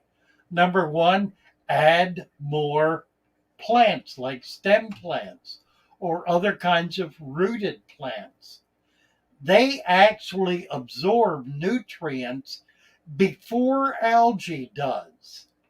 Algae is not as successful as higher order plants at absorbing nutrients out of the water column, which means if you have plants in your tank and you have algae, you have more nutrients in there than the plants need. So put more plants in and reduce the amount of nutrients that you're putting in. That almost always means food, and not all kinds of food, certain kinds of food, the kinds that rot from the second you put them in the tank. Those are the kinds of food to avoid using. Food that is dead, food that is in a process of deterioration. Food that if you put it in water and let it sit for a day would stink, would foul. That's the kind of food you do not want to put in your fish tank, or for that matter, in your fish's belly. It's dead, rotten food. It's not healthy. You ever thought about that?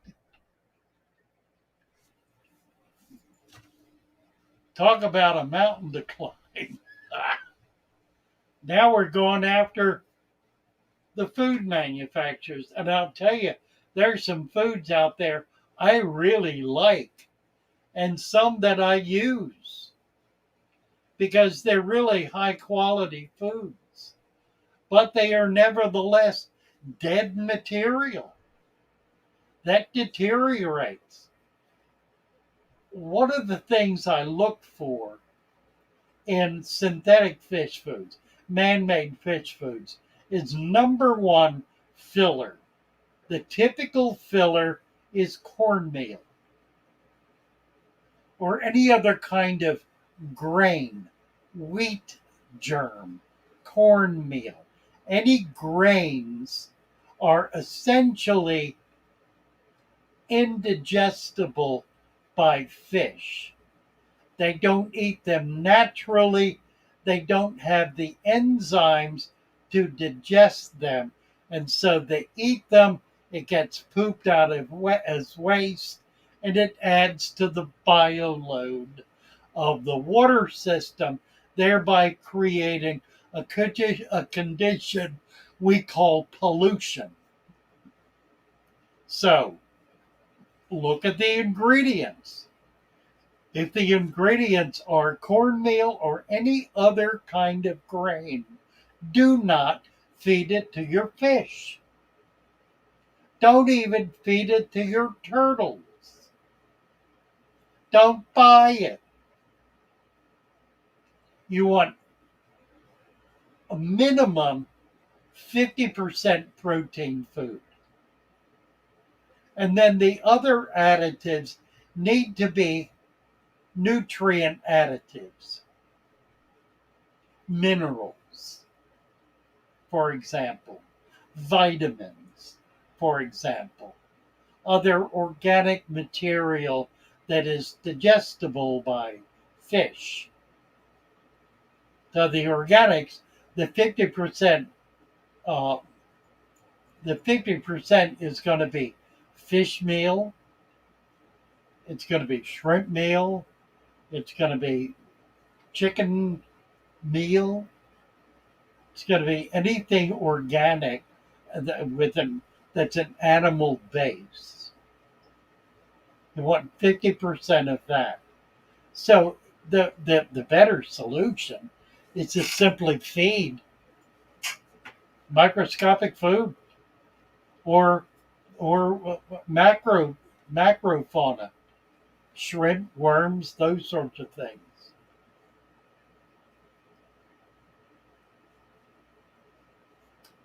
Stephen Clark, thank you so much for your purple harlequin tetra is a hybrid purple harlequin tetras. I, if it's what I think it is, they are injected. Purple harlequin. I'm not 100% certain. There are some new harlequins that have been discovered that are much more colorful. They're really beautiful fish. So I don't want to say yes because I know there are some new harlequins that have there's a purple one. Saw a picture of it the other day. That's a native. It's a natural fish. The I don't know if harlequins have been dying. Most everything else has. They probably have. Typically, tetras are dying. Harlequins probably not so much because they're not a really dirt cheap fish the way the skirt tetras are. So I'm going to say no, and I want somebody to post a picture or a link to that purple harlequin tetra. Let's see if I can get it up.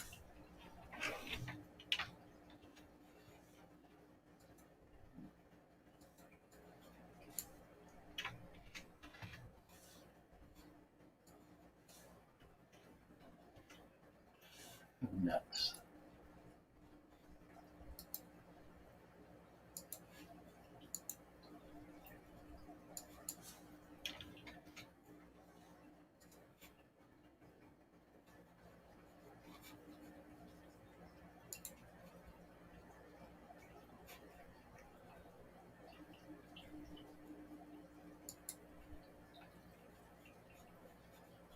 Yeah, this is not dyed.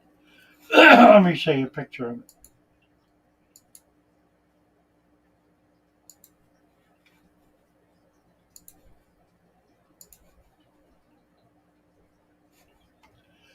That's a natural occurring fish.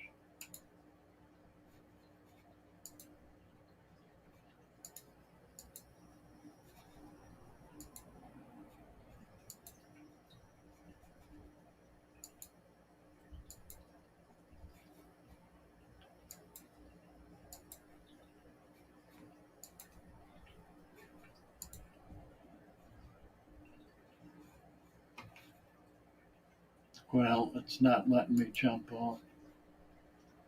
Well, I went to a different screen, that's why.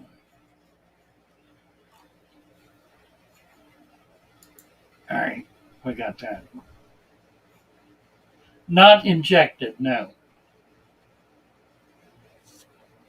Sloths are saying my dog's weird. Won't eat raw. Very few picky. Yeah, that's funny, isn't it? Caught a young lobster on a rod the other night. That's a good trick. Yeah, the hook can get caught in their fins. I've caught crabs that way.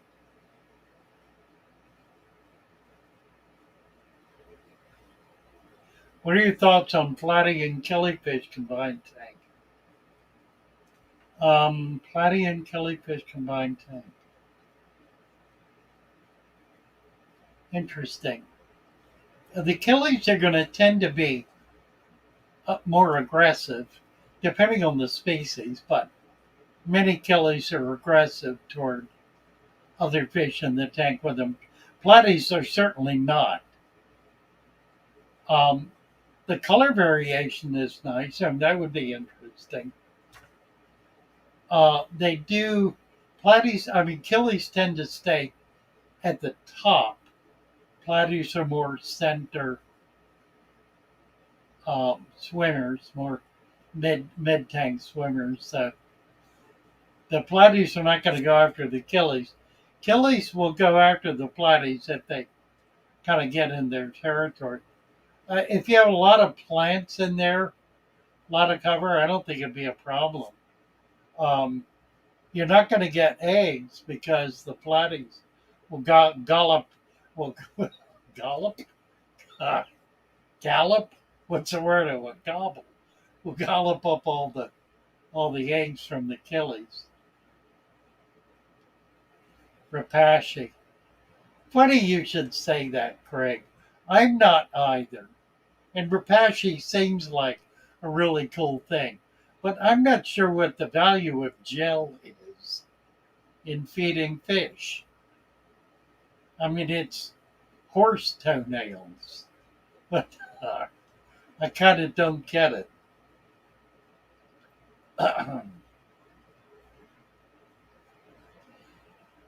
Spinster sister, may I add, beach sand I collected to my freshwater tank.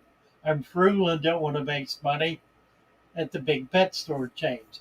Yeah, my advice about beach sand is to collect it high up on the beach where the tide doesn't come, where the rain has washed it pretty clean.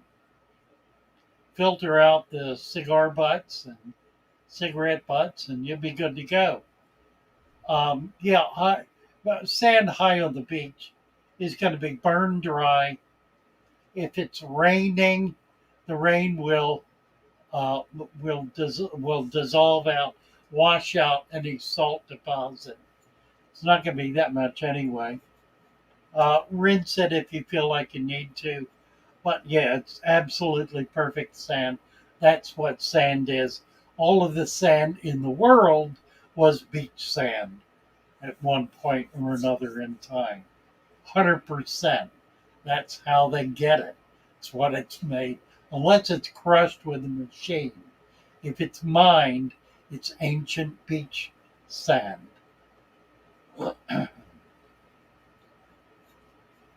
Kevin just added 30 rummy-nose to my 120-gallon dirted.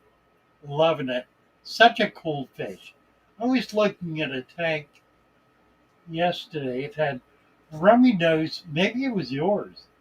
Rummy nose and something else. I think I don't remember what it was. It might have been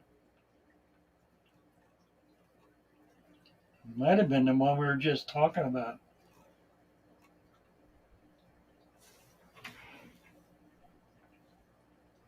The Harlequin.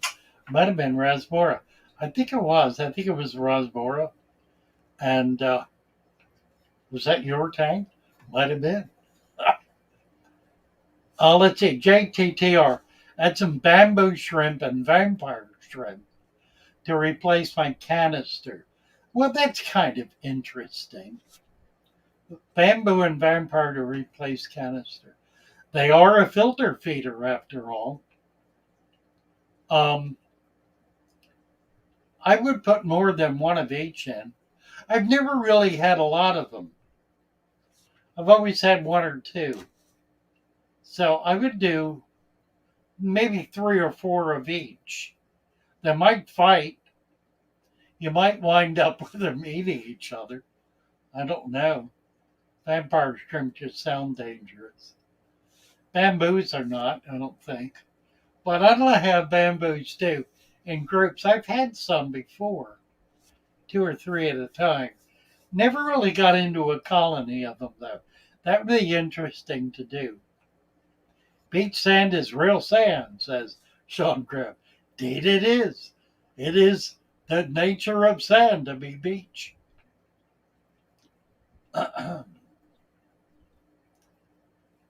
What else have we got here? Lee said, 5 years ago I reached out for help when Pretty, my 15-year-old goldfish, was having trouble. Father Fish was the only person to contact me and take me through the passing. Boy, do I remember that. That was the joy. You have been reaching out for help for Lord knows weeks or months, and nobody ever bothered to respond. I finally saw your plaintive plea for help and replied. And then I got, oh, do you remember who? Precious Tranquility. I got Precious Tranquility involved. One of the top people for goldfish. Amazing woman. She built $1 million goldfish pond in her backyard. in Texas. I don't even remember what city she's in. Um, she has she's gone to the dark side. She, she would not appreciate me saying that, but it's true nonetheless. She has a discussion channel, live channel called Good Mother, in which she discusses things like anti feminism as the solution to the world's problems. Love her to pieces. She is a dear and a delight, but I don't much talk to her anymore. We just had a kind of a falling out. And it was over her helping me. And she really did help me. And I guess I slighted her in the process. So it was all my fault. Um, yeah, Precious Tranquility. Her channel is still up.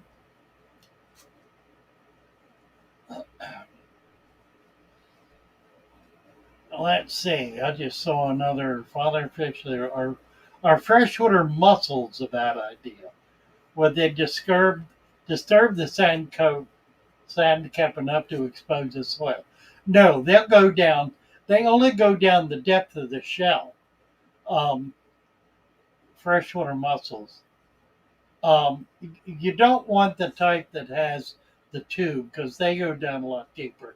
You want the mussel that just goes down to the level to the level of the shell, which is where it feeds. So they're going down maybe an inch. The other issue is you don't want to put very many in a tank because when they can die catastrophically. They can die in domino. One dies, then two, then four, then all. Um, and that can fill the tank if you get too many of them. So a few, two or three, four, maybe. Really don't want more than that. Now they will spawn. I've had them spawn in tanks, and I've had little tiny ones grow out in tanks. So you can do it. It's fun to do, and they're cool. You'll probably never notice them until you go in there, stir something up, because they stay pretty well buried. Love you too, Lee and Sue. And if I am ever able to get to Europe, you'll be the first people I visit in Portsmouth. I want to go to Portsmouth. MNC just retracted. And then he says, hey, Jeff.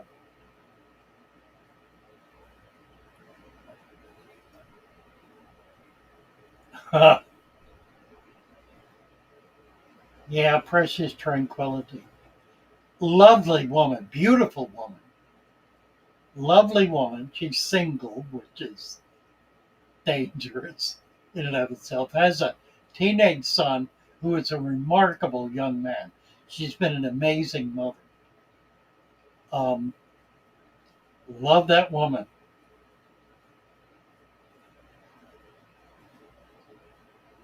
Please save water a container or two. That's a good one, Sean Graham.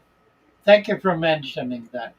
One of the things I found myself doing in a recent video about water changes was saving the old water and then reusing it. If you let it settle, it'll absolutely settle out. All the biologicals will go drop to the bottom. So you siphon off the top. Here's a good trick.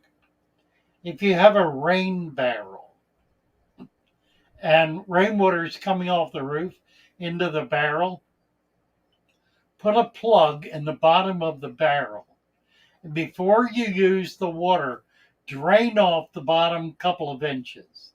It will have sediment in it from the roof and whatnot that has potentially pollutants in it. Drain that off, and the rest of it will be pure rainwater. Spellbreaker in over an hour, Father Fish. Jump my question 6 times. Why? Again, what is your opinion about the Anoxic filtration system with plenum? I never finished up the conversation about um, the undergravel filter. This feeds into that. So I'll deal with both of them. I did not see it, Spellbreaker. That's why I skipped over it, because I honestly did not see it. This this is scrolling up so fast. I'm missing probably 50% of it. I'm not even trying to keep up. I'm just looking for Father Fishing Red. Okay, so anoxic filtration system. First of all, the word anoxic. I've got a video on this. You need to somebody post the video if you can find it. Anoxic is a word that applies to metallurgy and geology. It does not apply to biology. There is no such environment in biology as an anoxic environment as opposed to an anaerobic environment. And the reason is, if it is a biological environment, there is water involved in one way or another. Water contains oxygen. So it is not technically, from a geological standpoint, anaerobic. From a biological standpoint, the word anaerobic is used by biologists to describe a condition in which there is no free oxygen. To call that anoxic and to somehow distinguish that from anaerobic is a misuse of technical terminology. Okay? That's the first part of the answer. The other part of the answer is the plenum. The plenum is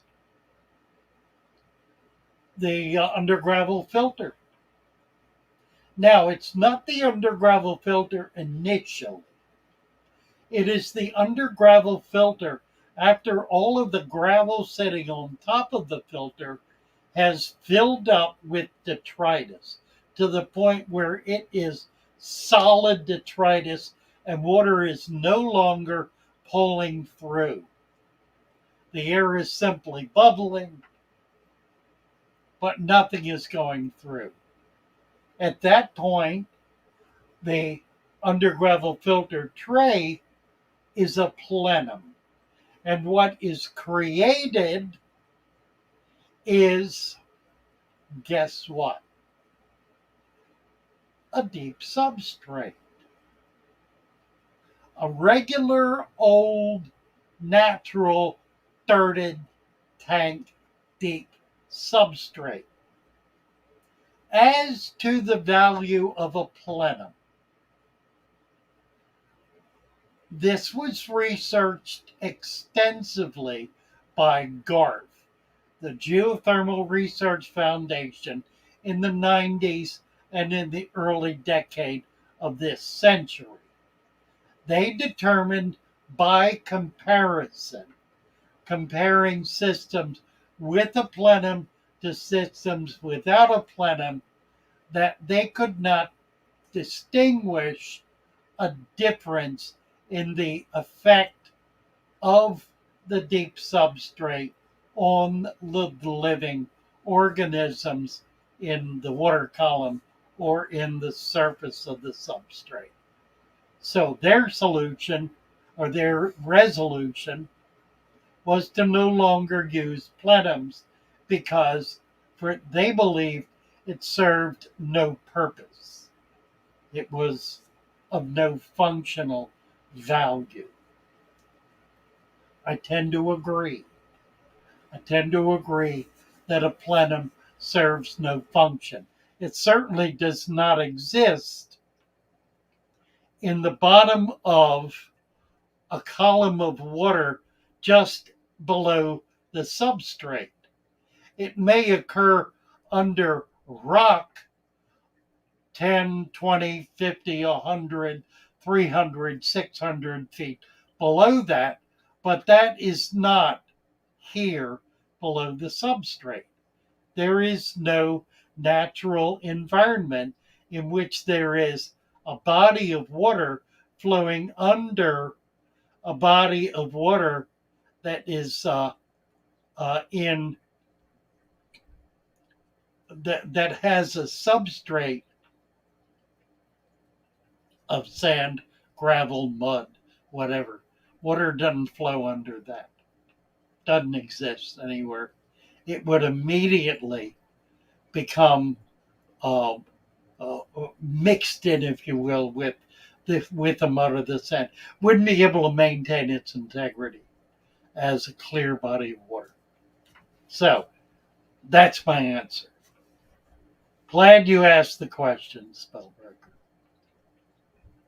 What time is it? How are we doing here? We're running out of time. What? Sequential hermaphroditism. I'm going to guess that's not true, and that you're sticking your foot in your mouth again.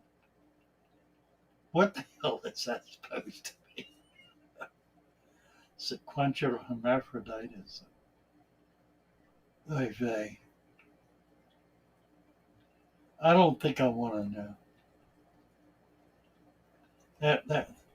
That sounds like Gollum. I think Gollum is talking to us. You know what? I'm going to remove that because that's Gollum. Oh dear.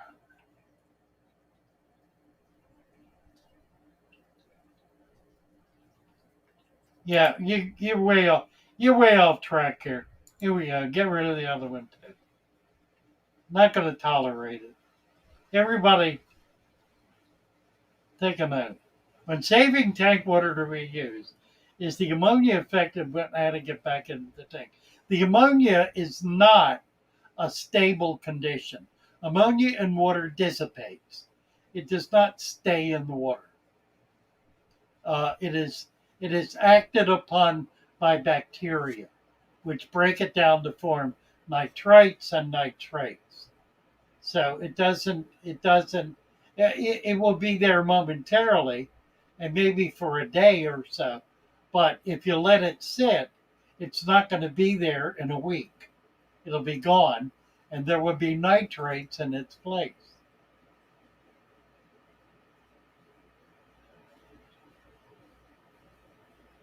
Slothers, what do you think makes people leave the hobby first? Dead fish.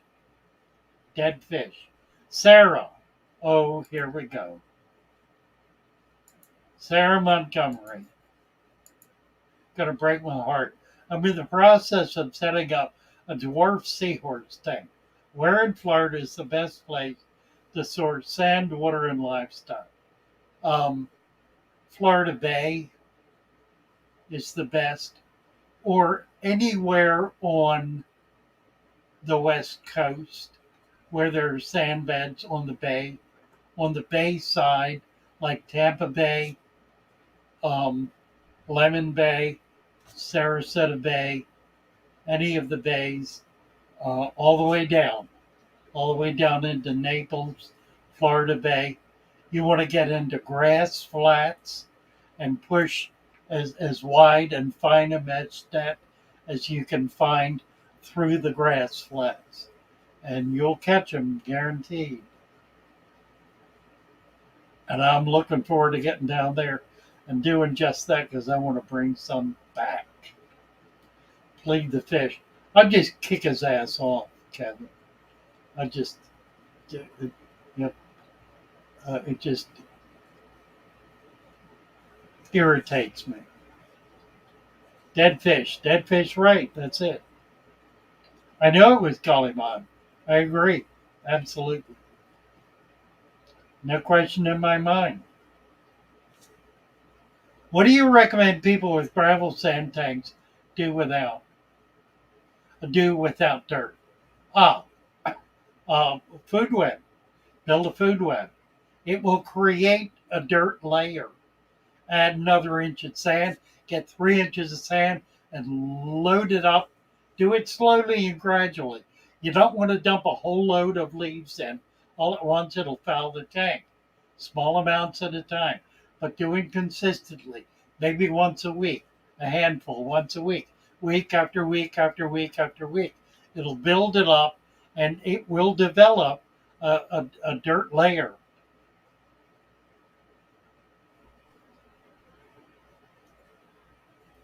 Submarine control by an Xbox into the LSI. I would probably do that if it didn't get down any deeper than 30 feet or so. I would do that. But I'd rather dive it. I was certified, have been certified. I was certified by a man who trained under Jacques Cousteau. He set up a dive shop on Cayman Island, which is where I got certified back in 1975. It was wonderful, wonderful experience. And he liked me a lot. He was an old man at the time, had been with Cousteau for years and years. Like fish raw and wriggling, says Calimán. We know. You don't get a wrench, Calimán.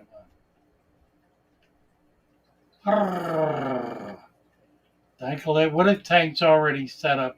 With just add it. Just you're fine. Just start adding food web. Add leaf mulch.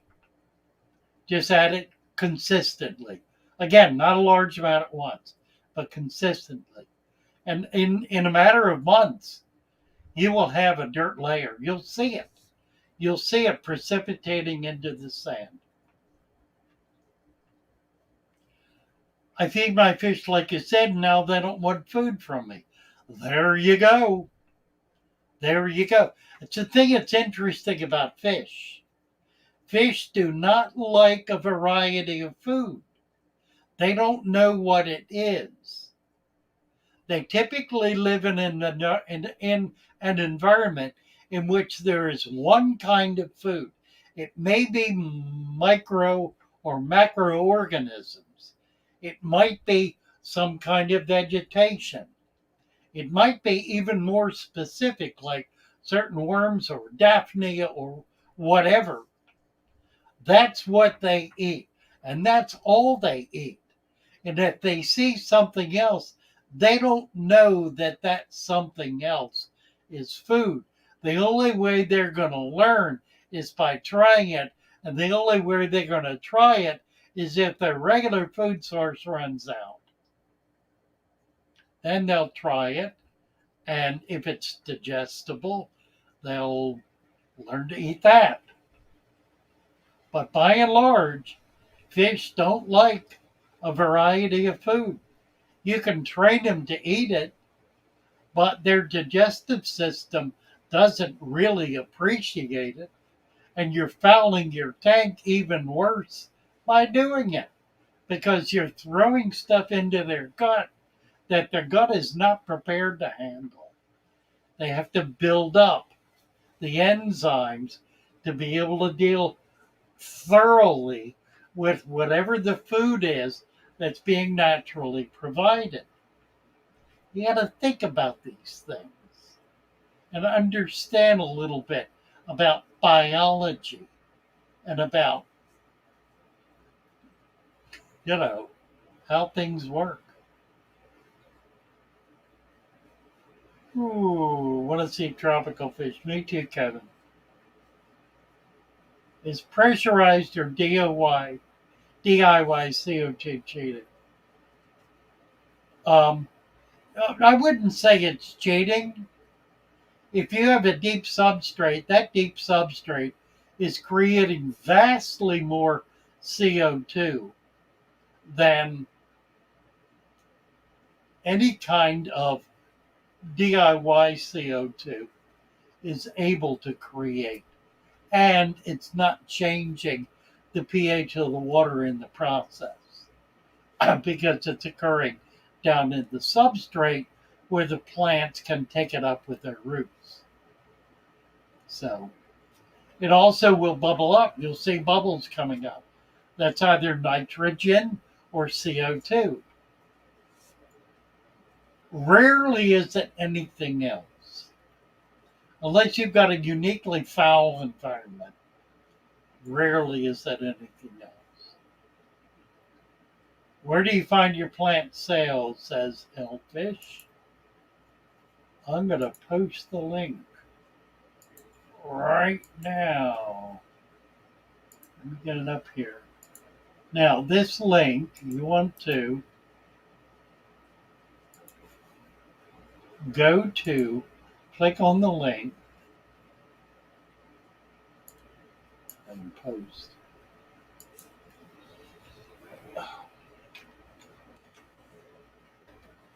Click on the link.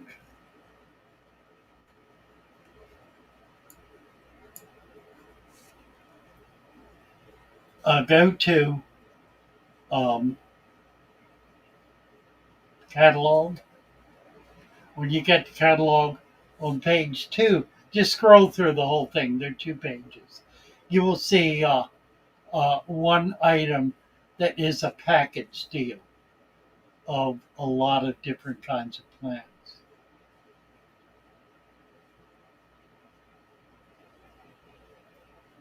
It's not ammonia buildup. It's not ammonia buildup. That's not the way ammonia works. Ammonia does not occur in the substrate.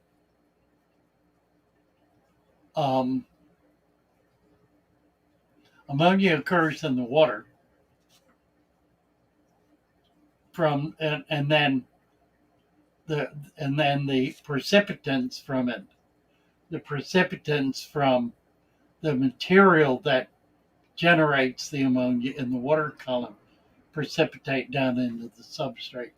So you don't get, I think I'm right about this, you don't get ammonia in the substrate unless you're putting dead stuff down in there, and I guess then you could.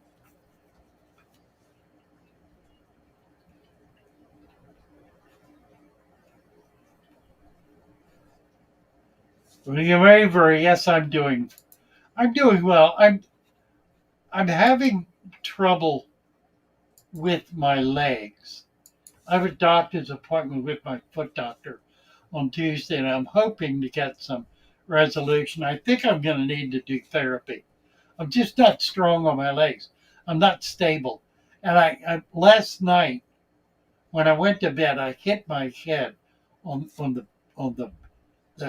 headboard, which is a short headboard. So it had pillows on it, so it was cushioned. But I felt it, none of those things. And I found this morning, I was standing up and I turned my head suddenly and lost my balance. So I think I just need to be careful for a while. But I'm having that kind of problem. All right, where are we? TJ. Need to give TJ a wrench. Where are we at? We're still at 117, 112. Come home to my well-established natural tank this weekend. The water is black, smells rotten, plants have disintegrated. Any help appreciated? Think you're in trouble. Wow.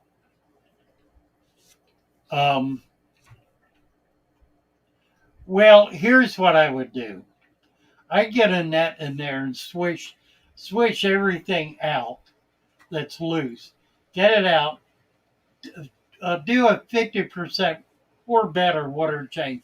You can drain the whole thing if you want to. 50 cent or better. Put a sponge filter in there, some other kind of filter. Get some aeration going. Within a week, it'll be clear. It'll be crystal clear. You had a die off. I've had die off. Something died in there that caused a cascade effect that depleted the tank of oxygen, causing everything, plants included, to die. That's what happened. Don't know what it was. It could have been a larger fish, could have been a group of fish, could have been near anything. Something died. Maybe a bird flew over and dropped into it and drowned. That would do it. Something died in there that fouled the tank. And in the process of fouling it, stole all the oxygen out of the water, causing everything else to die. It's called a cascade effect. Um, I keep glass on top of my tanks to prevent that kind of thing. I've had it happen once or twice. Usually it's somebody dumping a can of food in the tank. Sorry it happened. Sad. Just get all the dead stuff out. Don't mess with the substrate. Leave the substrate alone. If you want to add another half inch of sand to it, that'd be cool. But use a net and just kind of swirl it around to get everything loose out of there. If you've got hardscape, take it out so you can do that. There are probably no live plants. Don't worry about them. Don't pull them out by the roots. So leave all that in there. What is deteriorated in the substrate is not going to hurt anything. You want to get what's in the water column out. Swirl it all out. Drop the water level down. You don't have to, but it'll clear it up quicker and it'll make you feel better. If you want to drop it all out, you can certainly do that and just replace the water, but replace at least 50%. And then get some air going in it. Let it sit for a week and it'll be fine. It'll go right back to normal. It'll be perfectly healthy. It won't remember those bad times back when.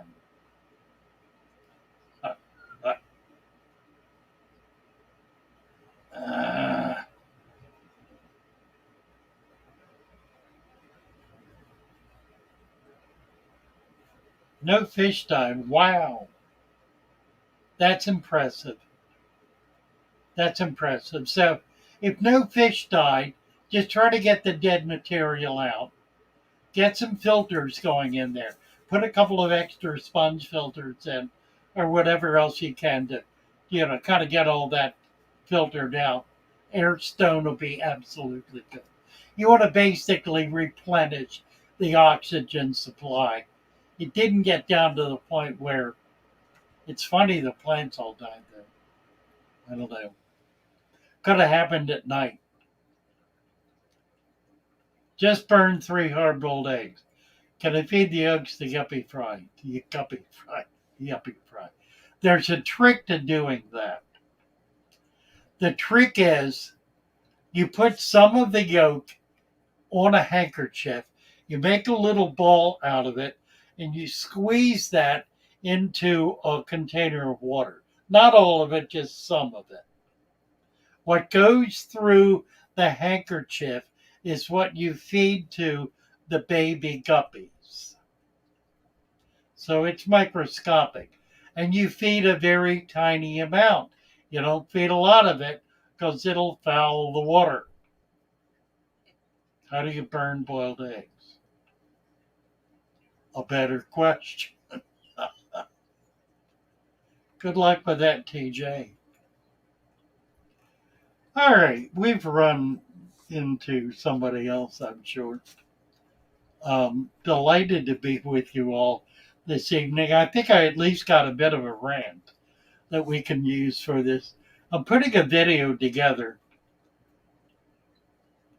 Yeah, blow the whole water away, and the whole house stinks for days. I guess that's right. Gollum has done that, I'm sure. Yeah, I'm going to do a video on the impact of deep substrate natural aquariums. Don't think I got real far, but I did do a couple of Erie first not marrying you. Okay, that's fair. Who is that? Well, I guess it's not me. Healing vibes. Thank you, Rebecca. I do appreciate it. Mike, I've been on the sidelines. How do you burn hard boiled eggs? Gotta give you a wrench. I think the question has been answered. I can't do it. There it is. There it is. Got you a wrench. Mike.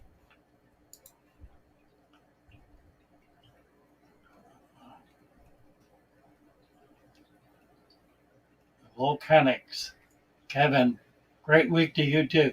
Animal Kingdom at home. If you're going away and have tanks that need to be taken care of, the peeps at home don't know much of feed. Use medicine tablet.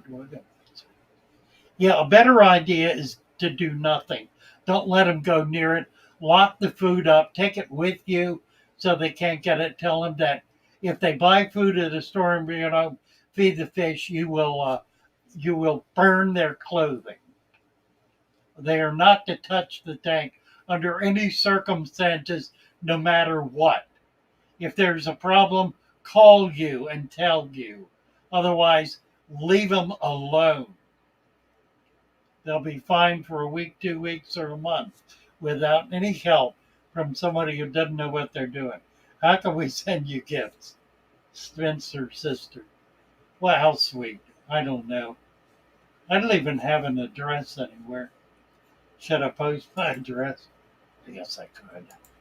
Oh, email. Send an email. It's email.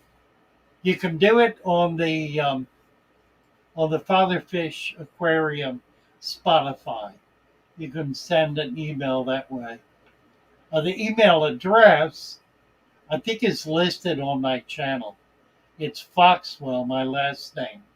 FOXWELL 55555 at gmail.com. I should type that. I'll type it.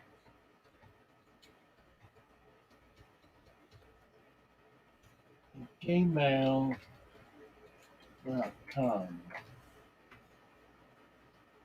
There it is. Post office box.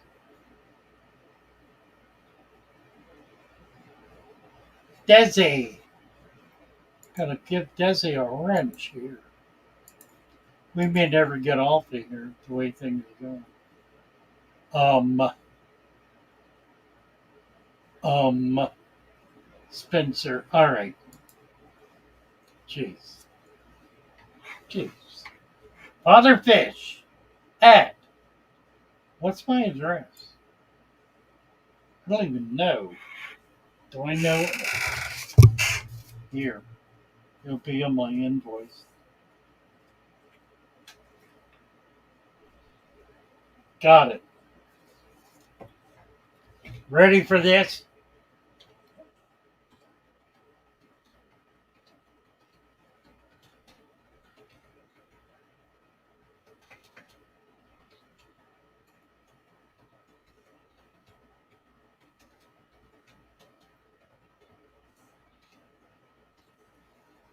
There. And you can send it to Father Fish.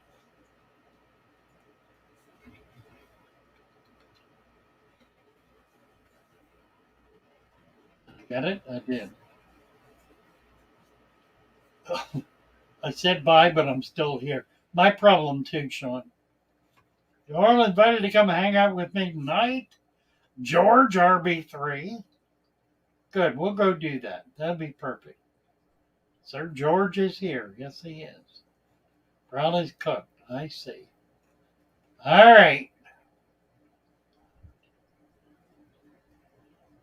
Here he said, my dad once said to my mom, I'd throw that dinner in the fire, but it wouldn't burn twice.